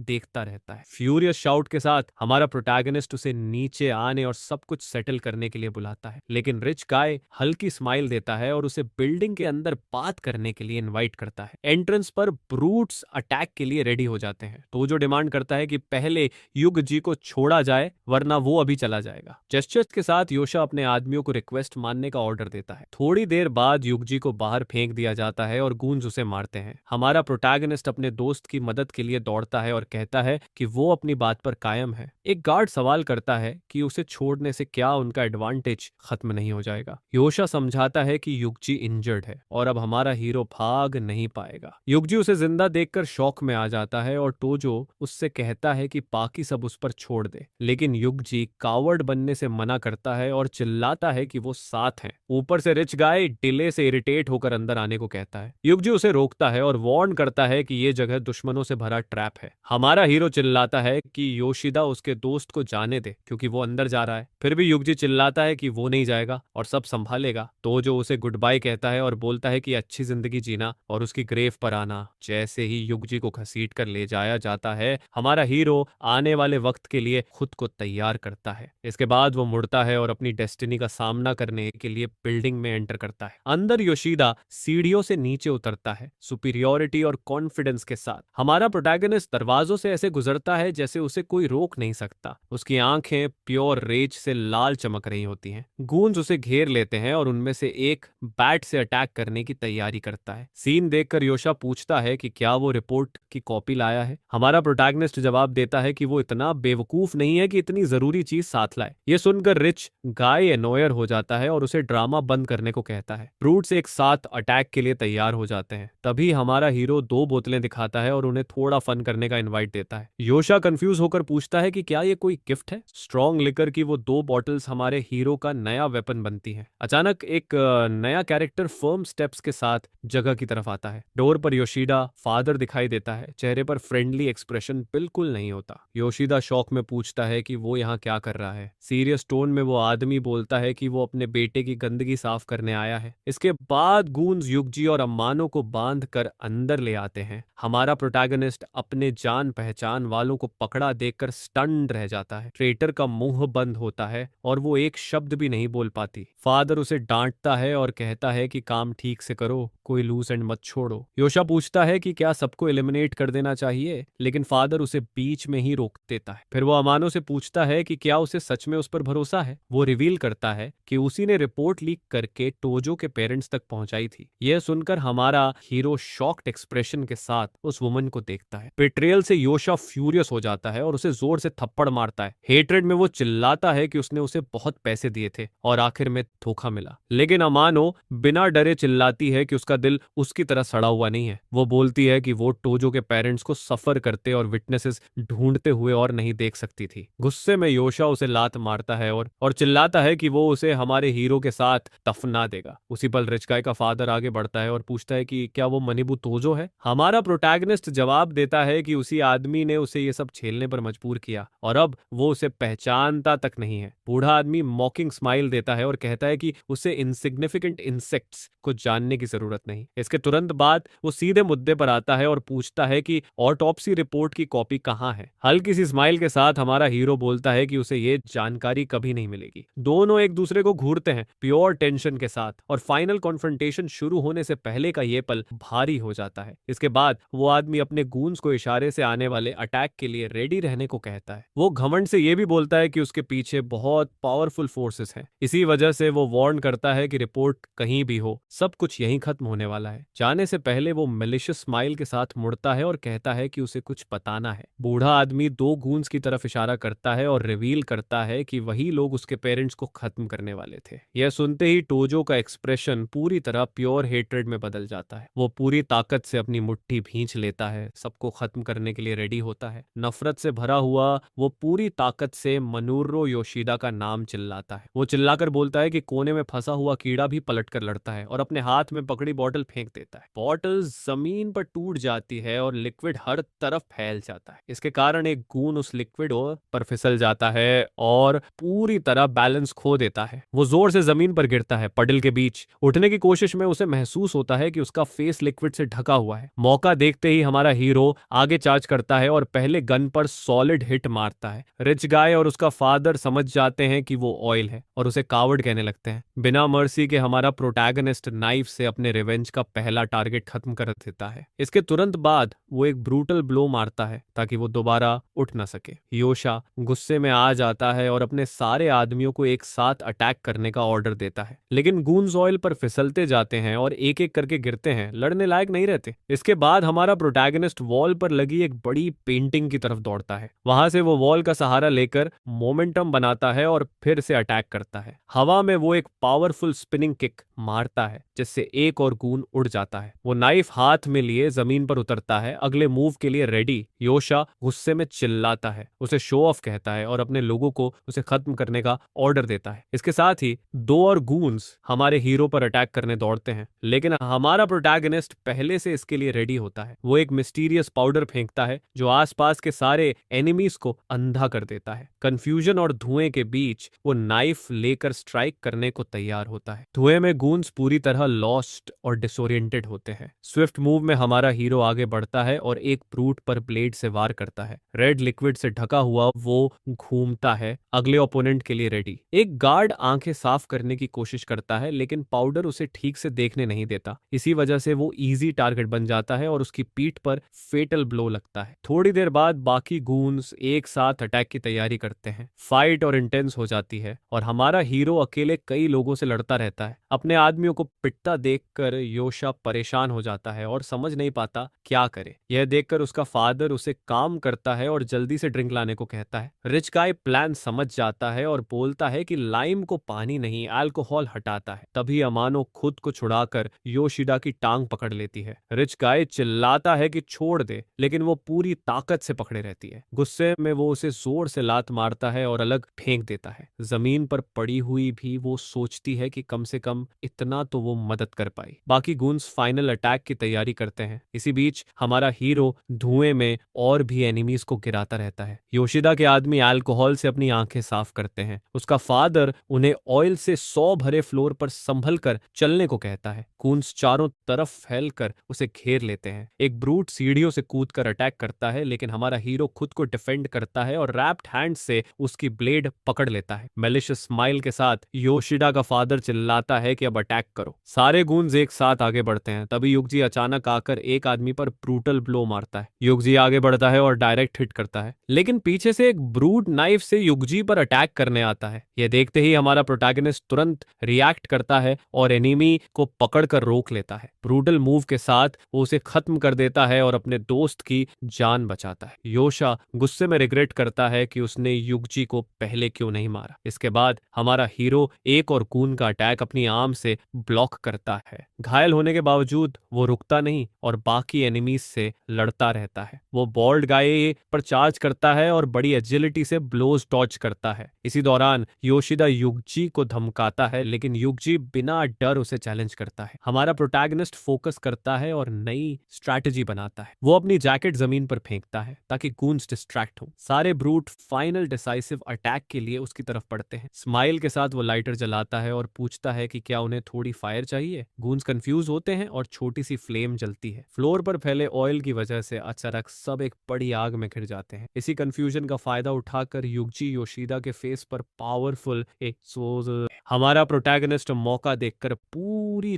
ताकत से रिच गाय पर चार्ज करता है। ब्रूटल ब्लो के साथ वो बैट से उसके सिर के बीचों बीच मारता है। जमीन पर पड़ा योशिदा यकीन नहीं कर पाता कि सब कुछ ऐसे खत्म हो गया। हमारा हीरो अपना पैर उसके फेस पर रखकर जोर से दबाता है, उसे ह्यूमिलिएट करता है। फिर वो फाइनल ब्लो के लिए तैयार होता है और पूछता है कि कोई आखिरी शब्द है या नहीं, लेकिन तभी योशिदा का फादर अमानो को हॉस्टेज बना लेता है और उसे खत्म करने की धमकी देता है। नाइफ उसकी गर्दन पर पर रखकर वो हमारे हीरो को पास आने से रोकने की कोशिश करता है। डेस्परेट होकर योशिडा अपनी जान की भीख मांगता है और कहता है कि वो सब गलत था। वो टोजो का नाम साफ करने और जो भी कीमत हो देने का प्रॉमिस करता है। बूढ़ा आदमी डील प्रपोज करता है और वार्न करता है कि कुछ भी गलत हुआ तो वो मर्सी नहीं दिखाएगा। हमारा हीरो जवाब देता है कि वो मरने से नहीं डरता और धमकी की परवाह नहीं करता। यह देखकर योशिदा बोलता है कि उसे खत्म कर दे और सारा ब्लेम उसी पर डाल दे, लेकिन हमारा प्रोटैगनिस्ट उसे चौंकाते हुए डिमांड करता है कि वो अपना सारा पैसा दे। रिच गाय मान जाता है और बताता है कि उसके पास गोल्ड बार्स भी छुपे हुए हैं। योशा सीढ़ियों की तरफ जाता है और उसका फादर सोचता है कि वो सेफ से वेपन लाने जा रहा है। बूढ़ा आदमी हमारे हीरो से कहता है कि पैसा लेकर जल्दी निकल जाओ, लेकिन टोजो और अमानो एक दूसरे को देखते हैं और लगता है दोनों का एक प्लान है। इसी पल अमनो ओल्ड मैन के पेट में जोरदार एल्बो स्ट्राइक मारती है। मौका मिलते ही हमारा प्रोटोगनिस्ट गिरे हुए नाइफ को पकड़ लेता है। बिना समय गनवाए वो आदमी के बाल पकड़ता है और काम खत्म करता है। प्रिसाइज फ्लो के साथ वो उस बूढ़े आदमी को खत्म कर देता है जिसने सारा केओस रचा था। बूढ़ा आदमी लाइफलेस होकर जमीन पर गिर जाता है और हर तरफ रेड लिक्विड फैल जाता है। फाइट खत्म होने पर आमनो के चेहरे पर रिलीफ और सैडनेस दोनों दिखाई देते हैं। सीन देखकर हमारा प्रोटैगनिस्ट उसे उठाने और अनटाई करने जाता है, लेकिन वो घबराकर वार्न करती है कि घर में फायर आर्म्स छुपे हुए हैं। उसी पल योशा पिस्टल लेकर सामने आ जाता है और चिल्लाता है कि वो सबको खत्म कर देगा। रिच गाय सीढ़ियों से नीचे उतरता है, हाथ में बैग होता है और चिल्लाता है कि वो प्रॉमिस्ड पैसा ले आया है, लेकिन जैसे ही वो नीचे पहुंचता है उसे अपने फादर और कून्स की लाशें दिखती हैं। डेस्परेट होकर वो चिल्लाता है कि टोजो ने डील तोड़ दी है और कसम खाता है कि वो उसे कुचल देगा। इसी बीच युगजी डेस्परेशन में योशा को आवाज देता है, जिससे उसका ध्यान कमरे के दूसरी तरफ चला जाता है। इसके साथ ही वो डिस्ट्रैक्शन बनाने के लिए पिस्टल से फायरिंग शुरू कर देता है। फ्लोर पर दो बंधे हुए गूंस दिखते हैं और एक सेल फोन से वही आवाज चल रही होती है जो पहले सुनी गई थी। तभी रिवील होता है कि ये सब सिर्फ रिकॉर्डेड ऑडियो था, रिच गाय और उसके आदमियों को ट्रिक करने के लिए। इसी मौके का फायदा उठाकर हमारा प्रोटैगनिस्ट अपना वेपन योशिडा की तरफ तान देता है। बिना एक सेकंड गनवाए वो गोली चलाता है और हर तरफ रेड लिक्विड फैल जाता है। इसके तुरंत बाद वो आगे बढ़ता है और रिच गाय के फेस के बीचों बीच सॉलिड पंच मारता है। हमारा हीरो उसे जमीन पर पटक देता है, लड़ाई को हमेशा के लिए खत्म करने के लिए। चेहरा पकड़कर वो चीखता है और पूछता है कि उस स्कमबैग ने उसके ओल्ड मैन को क्यों मरवाया। क्रेज्ड स्माइल के साथ वो बोलता है कि वो अपने पेरेंट्स को ढूंढने के लिए पूरी फैमिली को मिटा देगा। इसके बाद हमारा प्रोटैगनिस्ट बिना किसी मर्सी के कई ब्लोज मारकर रिच गाय को खत्म कर देता है। सीन देखकर युगजी और अमानो दुश्मन की लाइफलेस बॉडी को जमीन पर पड़ा देखते रहते हैं। रेड लिक्विड से ढकी ब्लेड जमीन पर गिर जाती है और लंबी लड़ाई का अंत हो जाता है। आंखों में आंसू लेकर हमारा हीरो चिल्लाता है कि उसने आखिरकार अपने पेरेंट्स का बदला ले लिया है। बैकग्राउंड में उसका दोस्त और वो वुमन चुपचाप बहुत सीरियस एक्सप्रेशन के साथ उसे देखते रहते हैं। सीन चेंज होता है और अब युगजी अम्माना को सहारा देकर चला रहा होता है, क्योंकि दोनों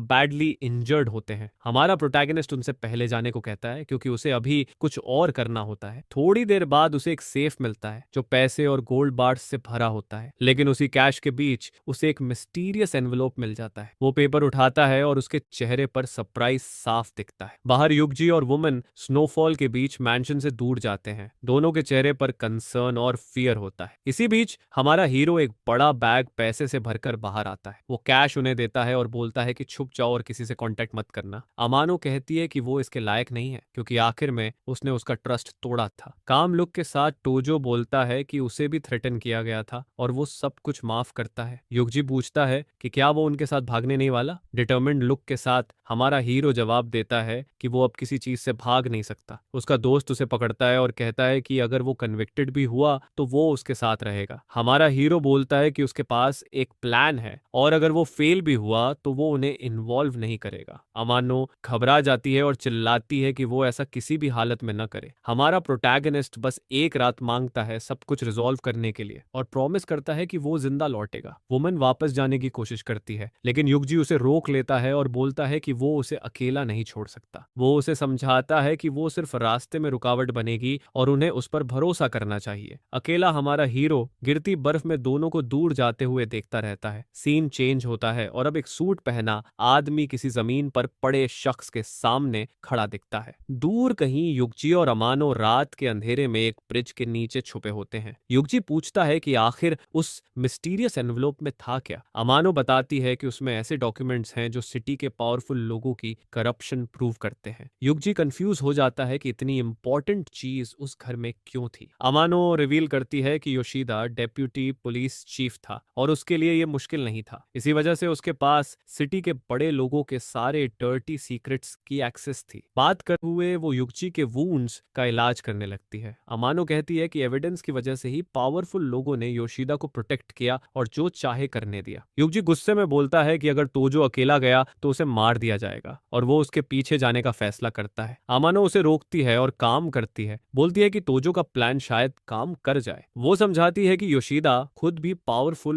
लोगों के लिए प्रॉब्लम बन चुका था और वो उसे हटाना चाहते थे। इसलिए हमारे प्रोटैगनिस्ट के बचने का सिर्फ एक ही चांस है, उनके साथ हाथ मिलाना। सीन एक कॉम्प्रोमाइजिंग फोटो पर कट होता है जिसमें एक आदमी दो औरतों के साथ बेड पर दिखता है। इसी बीच हमारा हीरो सूट में सीरियस और डिटर्मिन्ड एक्सप्रेशन के साथ सामने आता है। एक बैग उठाए वो लंबी सीढ़ियां चढ़ता है एक मैंशन की तरफ। हर कदम के साथ वो अपने फाइनल डेस्टिनेशन के करीब पहुंचता है बिना किसी डर के। सीढ़ियों के ऊपर एंट्रेंस पर पहले से सिक्योरिटी गार्ड्स खड़े होते हैं। गार्ड्स उसे रोकते हैं और हमारा प्रोटैगनिस्ट बोलता है कि उसे मिस्टर गॉड से मिलना है। एक ब्रूट बताता है कि बॉस आराम कर रहा है और उसे जाने को कहता है, लेकिन हमारा हीरो बिना डरे बोलता है कि ये मैटर आज ही रिजॉल्व होना चाहिए। गार्ड इरिटेट होकर अपनी उंगलियां चटकाता है और पूछता है कि क्या वो मरना चाहता है। इंटिमिडेटेड हुए बिना हमारा प्रोटैगनिस्ट अपना बैग अनजिप करना शुरू करता है। अंदर से वो योशिदा का सिर निकालता है और जमीन पर फेंक देता है। सिक्योरिटी गार्ड्स डर जाते हैं और पूछते हैं कि वो क्या करने वाला है। कोल्ड लुक के साथ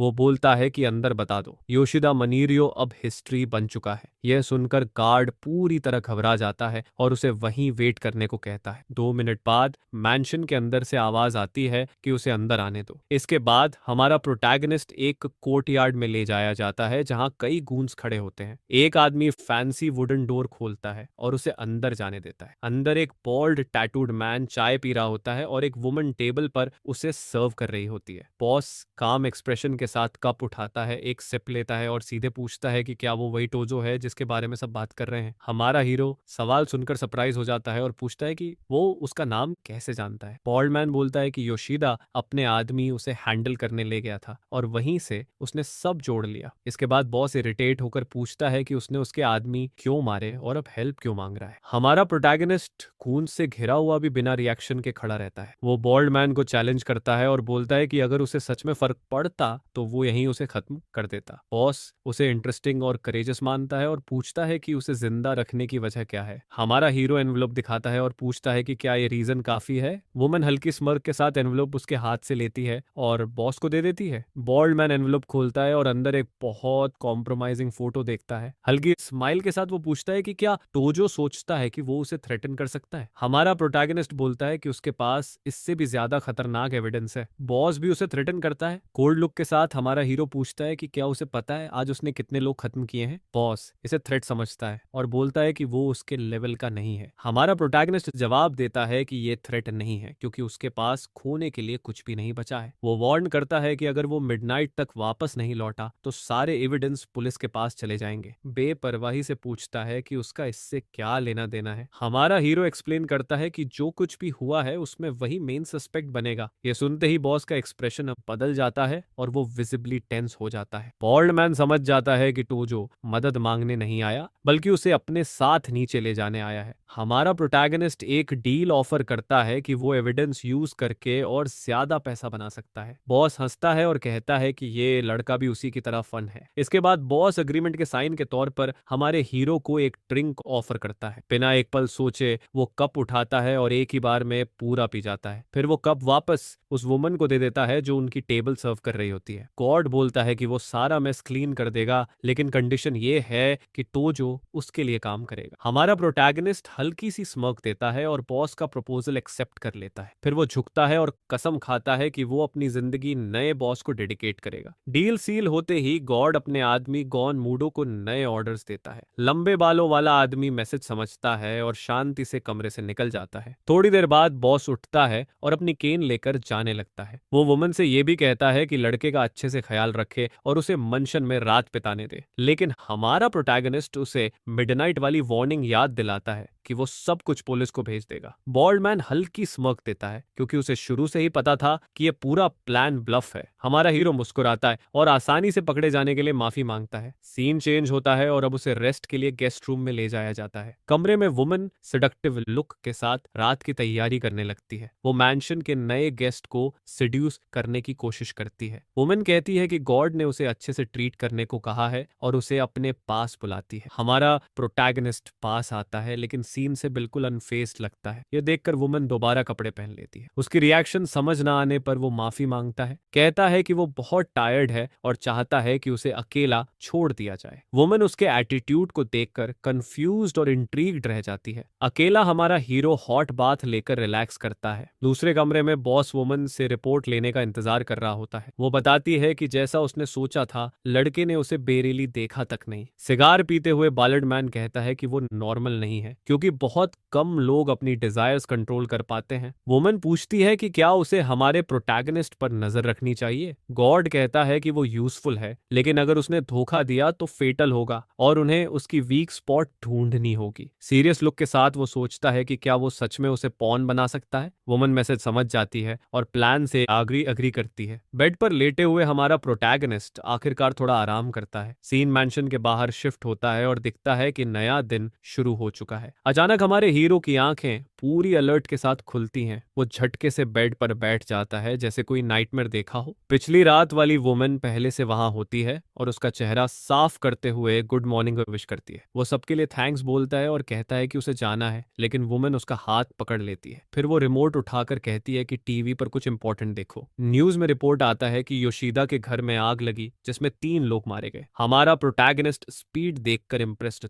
टच होता है और बाकी 8 के बारे में पूछता है। वुमन बताती है कि गार्ड्स क्रिमिनल थे और उन्हें कोई मिस नहीं करेगा। वो पास आकर कहती है कि उन्हें इस मोमेंट को एंजॉय करना चाहिए, लेकिन हमारा हीरो टॉपिक चेंज करता है और सीरियस लुक के साथ उसका नाम पूछता है। हल्की स्माइल के साथ वो अपना नाम मुनिकाता बताती है और उसके एटीट्यूड को पसंद करती है। तोजो माफी मांगता है और कहता है कि उसे पहले कुछ काम निपटाने हैं। यह सुनकर वो निकल जाता है और वुमन खुश न होने वाला फेस बना लेती है। ब्रिज पर वापस तोजो युगजी और अम्मानो के पास पहुंचता है जो उसका इंतजार कर रहे होते हैं। उसे देखकर अम्मानो सरप्राइज्ड और रिलीव्ड हो जाती है और युगजी भी जाग जाता है। बिना सोचे वो दौड़कर उसे कसकर गले लगा लेती है, खुश होकर कि वो सेफ है। अम्मानो कहती है कि उसे पता था वो उस बड़े मैस से जिंदा लौट आएगा। काम लुक के साथ तोजो बताता है कि अब से उन्हें कोई हंट नहीं कर रहा। यह सुनकर वुमन इमोशनल हो जाती है और रोते हुए उसे पकड़ लेती है। युगजी भी खुशी में रोने लगता है और पूछता है कि गुड न्यूज पर क्यों रो रही है। सीन एक पुराने बिल्डिंग में शिफ्ट होता है जहां अब तीनों रहते हुए दिखते हैं। अंदर खाने से भरी टेबल दिखती है जो सेलिब्रेशन का संकेत देती है। युगजी इंप्रेस्ड होकर कहता है कि उसे नहीं पता था वुमन को कुकिंग का टैलेंट है। अमानो कहती है कि उसे अंडर एस्टिमेट न करे क्योंकि वो 8 साल की उम्र से अकेले रह रही है। तीनों ग्लासेस उठाकर अपनी नई जिंदगी के लिए टोस्ट करते हैं, फिर शांति से साथ बैठकर खाना खाते हैं। थोड़ी देर बाद अमानो पूछती है कि टोजो का फ्यूचर प्लान क्या है। हमारा प्रोटैगनिस्ट बताता है कि पैसों से वो एक छोटा बिजनेस खोल सकते हैं। युगजी एक्साइटेड होकर पूछता है कि क्या अब वो प्रेसिडेंट्स बनने वाले हैं। अमानो कहती है कि वो जो भी डिसाइड करे उसमें मदद करेगी। युगजी पूछता है कि क्या वो नाइट क्लब वाली जॉब पर वापस जाएगी। अमानो बताती है कि उसका भाई बीमार है और टोजो की वजह से वो नई शुरुआत कर सकती है। इसके बाद वो सब फिर से टोस्ट करते हैं, हर किसी के नए बिगिनिंग के लिए। कुछ देर बाद सेलिब्रेशन के बाद युगजी काउच पर पास आउट हो जाता है। हमारा प्रोटैगनिस्ट भी लेटा होता है लेकिन ठीक से सो नहीं पाता। अचानक उसे कमरे में किसी प्रेजेंस का एहसास होता है। अमनो सामने आती है और कहती है कि उसके पास जाने की कोई जगह नहीं है और पूछती है कि क्या वो वहीं रह सकती है। टोजो कहता है कि सिर्फ एक बेड और एक काउच है, वो फ्लोर पर सो जाएगा, लेकिन वुमन उसे रोकती है और उसका शोल्डर छूती है। वो कहती है कि उसके वुंड्स अभी हील नहीं हुए हैं और उसे बेड पर सोने को कहती है। फिर दोनों साथ लेटते हैं लेकिन थोड़ी दूरी बनाए रखते हैं। वहीं युगजी काउच पर जोर जोर से खर्राटे लेता रहता है, सबसे बेखबर। अचानक अमानो करवट बदलती है और बताती है कि उसे स्कूल टाइम से ही उसमें इंटरेस्ट था। अगली सुबह तोजो अमानो के पास शांति से सोता हुआ दिखता है। सड़क पर युगजी पूछता है कि क्या अमानो सच में उनके साथ रहने वाली है जबकि कोई उन्हें देख रहा होता है। हमारा हीरो कंफर्म करता है और कहता है कि उसके पास और कोई जगह नहीं है और उन्हें एक बेड चाहिए। यह सुनकर युगजी खुश हो जाता है और कहता है कि जो पैसा मिला है वो काफी समय तक आराम से जीने के लिए काफी है। तभी अचानक कुछ ब्रूट्स सामने आ जाते हैं और युगजी कंफ्यूज हो जाता है। उनका लीडर उन्हें घूरता है और अपने गूंज से पूछता है कि क्या यही वो लोग हैं। युगजी वरीड लुक के साथ पूछता है कि क्या वो उन्हें जानता है। डर के मारे युगजी तोजो को खींचता है और कहता है कि ऐसे लोगों से दूर रहना ही बेहतर है। प्लांट गे उसे प्रोवोक करता है और कहता है कि पिछली बार उसने उस पर इजी गया था। हमारा प्रोटैगनिस्ट पूछता है कि क्या यही वो लोग थे जिन्होंने उसके दोस्त को हर्ट किया था। डेस्परेट होकर युगजी चिल्लाता है कि उसने कुछ नहीं किया और फाइट शुरू न करने को कहता है। ब्रूट पास आता है और युगजी को धमकाता है कि अगर दोबारा दिखा तो खत्म कर देगा। प्योर कॉन्टेम्प्ट और एंगर से भरी नजरों से वो दोनों को घूरता है। पेशेंस खोकर वो टोजो से पूछता है कि क्या उसे कोई प्रॉब्लम है और उसके फेस पर थप्पड़ मार देता है। लेकिन हमारा प्रोटैगनिस्ट एक पल भी नहीं सोचता और ब्रूटल पंच से उसके फेस पर पलटवार करता है। जोरदार ब्लो से ब्रूट उड़कर दूर गिरता है। जमीन पर गिरते ही उसके मुंह से बहुत सारा रेड लिक्विड निकलता है। जो हुआ उस पर यकीन न कर पाते हुए उसके साथी उसे उठाने दौड़ते हैं, जबकि ब्लॉन्ड गाय नफरत से हमारे हीरो को कोसता रहता है। यह देखकर हमारा प्रोटैगनिस्ट अपनी शर्ट खोल देता है और अपने शरीर पर पड़े सारे स्कार्स दिखाता है। उसकी इंटिमिडेटिंग हालत देखकर दोनों गूंज साफ तौर पर डर जाते हैं। हिट खाने के बाद भी ब्लॉन्ड गाय चिल्लाता है और अपने आदमियों से कहता है कि बस खड़े मत रहो, अटैक करो। जिस पर दोनों ब्रूट पूरी ताकत से हमारे हीरो की तरफ चार्ज करते हैं। हमारा प्रोटैगनिस्ट हल्की सी स्मर्क देता है क्योंकि वो पहले से इसके लिए तैयार होता है। दोनों गूंज एक साथ मारने की कोशिश करते हैं लेकिन वो रेडी होता है, इसलिए वो इंप्रेसिव स्पीड के साथ पहला पंच डॉज कर लेता है। इसके तुरंत बाद वो ब्रूटल काउंटर अटैक करता है और दुश्मन को एक ही वार में नीचे गिरा देता है। प्योर फ्यूरी वाले लुक के साथ वो साफ दिखा देता है कि वो किसी के साथ मजाक नहीं कर रहा। दूसरा गून पंच मारने की कोशिश करता है लेकिन हमारा हीरो उससे कहीं ज्यादा फास्ट होता है। इस वजह से वो आसानी से उसके फिस्ट को हवा में ही पकड़ लेता है और ब्लो रोक देता है। फिर दुश्मन की ही ताकत इस्तेमाल करके उसे जोर से जमीन पर पटक देता है। ब्लॉन्ड गाय हमारे प्रोटैगनिस्ट की स्ट्रेंथ देखकर पूरी तरह शॉक में चला जाता है। डर के मारे वो रुकने को कहता है और बोलता है कि सब उनकी गलती थी, लेकिन हमारा हीरो बात नहीं करना चाहता और फ्यूरियस लुक के साथ उसे पकड़ लेता है। वो इडियट के फेस पर एक और सॉलिड पंच मारने की तैयारी करता है। यह देखकर युगजी उसे रोक लेता है और कहता है कि रुक जा, उनकी जिंदगी अब बेहतर हो चुकी है। हमारा प्रोटैगनिस्ट उसे छोड़ देता है और वार्न करता है कि इस बार वो जाने दे रहा है, लेकिन अगली बार ऐसा नहीं होगा। इतना सुनते ही गैंग उठ खड़ी होती है और पीछे से धमकी देती है कि उन्हें उसका एड्रेस पता है और उनका बॉस उन्हें कुचल देगा। युगजी बताता है कि उनका बॉस कुरोसान है, जो उस इलाके का सबसे डेंजरस आदमी है। हमारा प्रोटैगनिस्ट दोस्त के शोल्डर पर हाथ रखता है और लगता है उसके दिमाग में कोई प्लान बन चुका है। स्माइल के साथ वो कहता है कि उन्हें कुरोसान से लड़ना चाहिए और टेरिटरी खुद के लिए ले लेनी चाहिए। युगजी शॉक में आ जाता है और सोचता है कि उसका दोस्त पूरी तरह बदल चुका है। वो वरीड भी होता है क्योंकि गैंग फाइट में बहुत सारे लोग लाएगी। तभी युगजी को दो लोग याद आते हैं जिनकी उसने पहले मदद की थी और वो कहता है कि वो उन्हें कॉल करेगा। सीन इंडस्ट्रियल एरिया में शिफ्ट होती है जहां नेक्स्ट शोडाउन की तैयारी हो रही होती है। लोकेशन पर पहुंचते ही युगजी के दो दोस्त पहले से वहां वेट कर रहे होते हैं। हमारा प्रोटैगनिस्ट उन्हें देखकर ज्यादा इंप्रेस नहीं लगता और सोचता है कि ये कमजोर हैं, लेकिन युगजी उसे भरोसा दिलाता है कि भले ही वो स्ट्रांग न दिखें लेकिन ट्रस्टवर्दी हैं। सिगरेट वाला आदमी सीधे पॉइंट पर आता है और पूछता है कि इस बार ओपोनेंट कौन है। गुस्से में युगजी बताता है कि दुश्मन वही खौफनाक कुरोसान है। नाम सुनते ही दोनों शॉक हो जाते हैं और पूछते हैं कि क्या सच में वही कुरो है। टोजो पूरी सिचुएशन समझाता है और वार्न करता है कि अगर डर लग रहा है तो वो जा सकते हैं, लेकिन स्मोकर एक्साइटेड हो जाता है और चिल्लाता है कि वो लंबे समय से उस आदमी को गिराना चाहता था। बिग गाय भी हाइप हो जाता है और कहता है कि वो इसी का इंतजार कर रहा था। हमारा प्रोटैगनिस्ट सोचता है कि उनमें उससे ज्यादा करेज है। वो वार्न करता है कि सिर्फ करेज काफी नहीं होगी, पूरी गैंग को हराने के लिए दिमाग भी चाहिए। वो अपने सिर की तरफ इशारा करता है और कहता है कि लोकेशन को अपने एडवांटेज में यूज करना होगा। सीन बदलती है और एक व्हाइट वैन तेज रफ्तार से तय जगह पर पहुंचती है। गाड़ी से बेसबॉल बैट से लैस कई गूंज उतरते हैं। थोड़ी देर बाद बॉस कुरोसान बाहर आता है और पूछता है कि क्या यही जगह है। ब्लॉन्ड गाय कंफर्म करता है और कहता है कि वो पूरे दिन उन पर नजर रखे हुए था। कुरोसान पूछता है कि उन्हें कितने एनिमीज से लड़ना होगा। जवाब मिलता है कि 5 लोग हैं और लीडर पूरा मेनियक लगता है। कॉन्फिडेंट स्माइल के साथ बॉस कहता है कि वो इस डिपार्टमेंट में किसी से नहीं हारता। अंदर से हमारा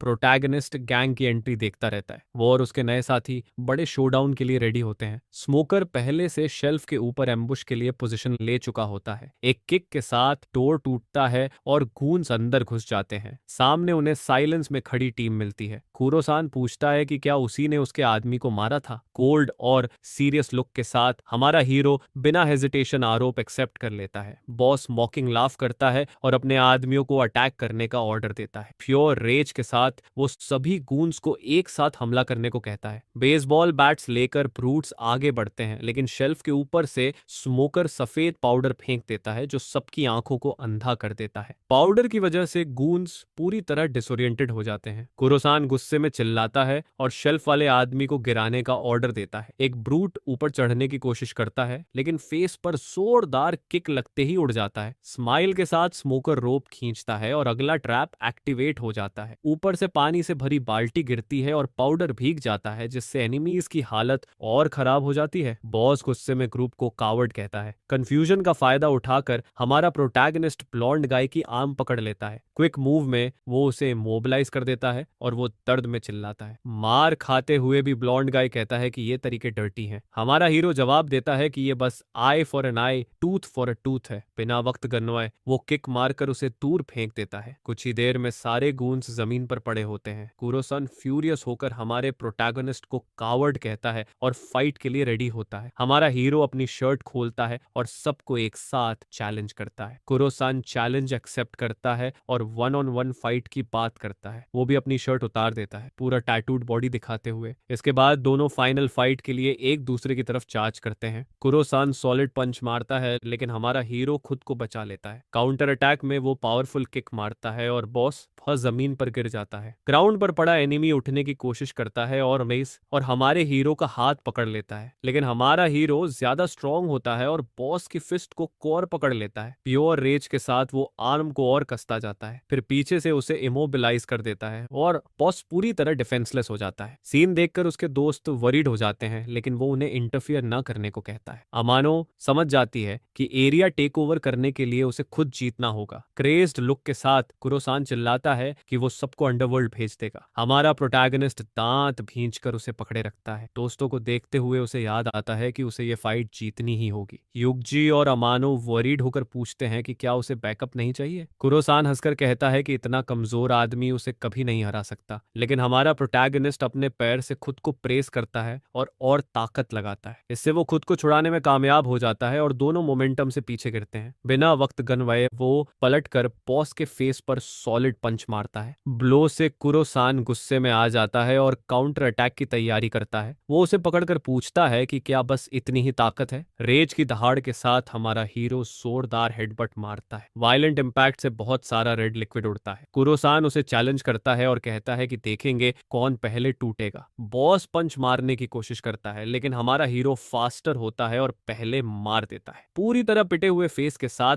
वो फाइट का फाइनल ब्लो तैयार करता है। एक ब्रूटल हेडबट के साथ वो आखिरकार गैंग लीडर को गिरा देता है। एक आखिरी एफर्ट के साथ वो फाइट खत्म कर देता है और उसका एनिमी पूरी तरह आउट हो जाता है। बाकी गूंस शॉक में रह जाते हैं और सोचते हैं कि बॉस पास आउट हो गया है। हमारा प्रोटैगनिस्ट बेस्ट बॉस को विक्टोरियस एक्सप्रेशन के साथ पकड़ता रहता है, फिर उसे छोड़ देता है और वो आदमी घुटनों के बल जमीन पर गिर जाता है, पूरी तरह ट्रेंड में महसूस करता है। उसके नए साथी दंग रह जाते हैं और उसे इनक्रेडिबली स्ट्रांग कहने लगते हैं। हार के बावजूद कुरोसान अपने आदमियों को एक साथ अटैक करने का ऑर्डर देता है, लेकिन बिग गाय आगे आकर कहता है कि वो किसी को भी आगे नहीं बढ़ने देगा। यह देखकर युगजी और अमानो चिल्लाते हैं कि फाइट खत्म हो चुकी है और वो हार चुका है। जमीन पर पड़ा बॉस हार मानने से इनकार करता है और नफरत से हमारे हीरो को घूरता है। हमारा प्रोटैगनिस्ट कहता है कि हिसाब बराबर हो गया है और फाइट ओवर है, लेकिन वो जोड़ता है कि युगजी के साथ जो किया गया था उसका बदला अभी बाकी है। एक किक के साथ वो उसे किताबों से भरी शेल्फ की तरफ उड़ा देता है। टक्कर इतनी जोरदार होती है कि बॉस अपने शरीर से लकड़ी तोड़ देता है। पूरी तरह पिटे हुए चेहरे के साथ कुरोसान राज और फ्रस्ट्रेशन में चिल्लाता है। ब्लॉन्ड गाय उसे रोकता है और कहता है कि बस करो, क्योंकि उसने पुलिस में अपने कॉजन को कॉल कर दिया है। हमारा हीरो रुक जाता है और कामली कहता है कि वो पुलिस के आने का वेट करेगा। युग जी पैनिक में बोलता है कि अफवाहें सच थीं और उन्हें भागना चाहिए। हमारा प्रोटैगनिस्ट अपनी शर्ट उठाता है और आने वाले हालात के लिए तैयार होता है। वो अपने दोस्तों को काम करता है और कहता है कि कोई अरेस्ट नहीं होगा, बस वेट करो। स्मोकर सिगरेट जलाता है और कहता है कि शायद अब वो फंस चुके हैं, लेकिन युग जी उसे भरोसा दिलाता है कि सब ठीक रहेगा क्योंकि उसे अपने दोस्त पर भरोसा है। अचानक पुलिस ऑफिसर्स फर्म स्टेप्स के साथ मौके पर पहुंचते हैं। एक ऑफिसर पूछता है कि यहाँ क्या हो रहा है और ब्लॉन्ड गाय भागकर शिकायत करता है। वो ग्रुप की तरफ इशारा करके कहता है कि इन्होंने ही सब शुरू किया और इन्हें पुलिस का डर नहीं है। ऑफिसर हमारे हीरो की तरफ देखता है और कहता है कि उसके कजिन को पीटने की हिम्मत दिखाने के लिए गट्स चाहिए। हमारा प्रोटैगनिस्ट समझ जाता है कि करोकी का कोई पुलिस रिलेटिव उसे बचा रहा था। मैलवलेंट स्माइल के साथ ऑफिसर कहता है कि वो उसे जिंदगी भर प्रिजन में सड़ने देगा। पूरी तरह घायल होने के बाद भी हमारा हीरो पूछता है कि क्या सच में उसके पास इतनी अथॉरिटी है। ऑफिसर घमंड से कहता है कि यहाँ वही लॉ है और उसे कोई चैलेंज नहीं करता। ब्लॉन्ड गाय रिक्वेस्ट करता है कि सेल में ले जाने से पहले वो उस पर कुछ पंचेस मार सके। नफरत भरी नजरों के साथ ऑफिसर अपने आदमियों को सबको अरेस्ट करने का ऑर्डर देता है। ऑफिसर्स बटन लेकर आगे बढ़ते हैं। तभी हमारा प्रोटैगनिस्ट अपना सेल फोन निकालता है और पूछता है कि क्या वो एक क्विक कॉल कर सकता है। ऑफिसर हंसता है और कहता है कि वो जिसे चाहे कॉल कर सकता है क्योंकि यहाँ कोई उसके सामने खड़ा नहीं हो सकता। स्माइल के साथ हमारा हीरो वार्न करता है कि 5 मिनट में ऑफिसर घुटनों पर होगा और माफी मांगेगा। कुरोसन पूछता है कि क्या उसे होडाक और चीफ तन्नाका के रिश्ते के बारे में नहीं पता। ऑफिसर रिवील करता है कि कुरोसान चीफ का नेफ्यू है और उससे ऊपर मानगिरो नाम का एक अनटचेबल आदमी है। हमारा प्रोटैगनिस्ट हल्की स्माइल के साथ सोचता है कि उन्हें नहीं पता मानजिरो पहले ही मारा जा चुका है। ऑफिसर उसे कॉल करने की चुनौती देता है और कहता है कि आखिर में कौन घुटनों पर होगा ये देखा जाएगा। हमारा हीरो फोन निकालता है और मुनिकाता नाम की वुमन को कॉल करता है। कॉल उठते ही वो हेलो कहता है जबकि बाकी लोग उसे ध्यान से देखते रहते हैं। दूसरी तरफ से जवाब आता है कि वो समझ गई है। थोड़ी देर बाद हमारा हीरो फोन काट देता है। वो सोचता है कि ये चेक करने का अच्छा मौका है कि उसका नया बॉस गॉड सच में ट्रस्टवर्दी है या नहीं। सीन चेंज होकर एक वुडन डोर दिखाता है जहां कोई अंदर आने की परमिशन मांग रहा है। मुनिकाता अपने बॉस को बताती है कि मनीबू टोजो मदद मांग रहा है। पीठ घुमाए बॉस गॉड सीरियस एक्सप्रेशन के साथ मैसेज सुनता है। पहले वो मना कर देता है और उसे अनग्रेटफुल ब्रैट कहता है। मुनिकाता निकलने ही वाली होती है लेकिन वो समझाती है कि हमारा हीरो केपेबल है और उसे छोड़ना गलत मूव होगा। बॉस को आइडिया पसंद आने लगता है और वो उसकी बात मान लेता है। वो ये भी कहती है कि प्रोटैगनिस्ट पूरी तरह उसके कंट्रोल में है और धोखा नहीं देगा। इसी वजह से बॉस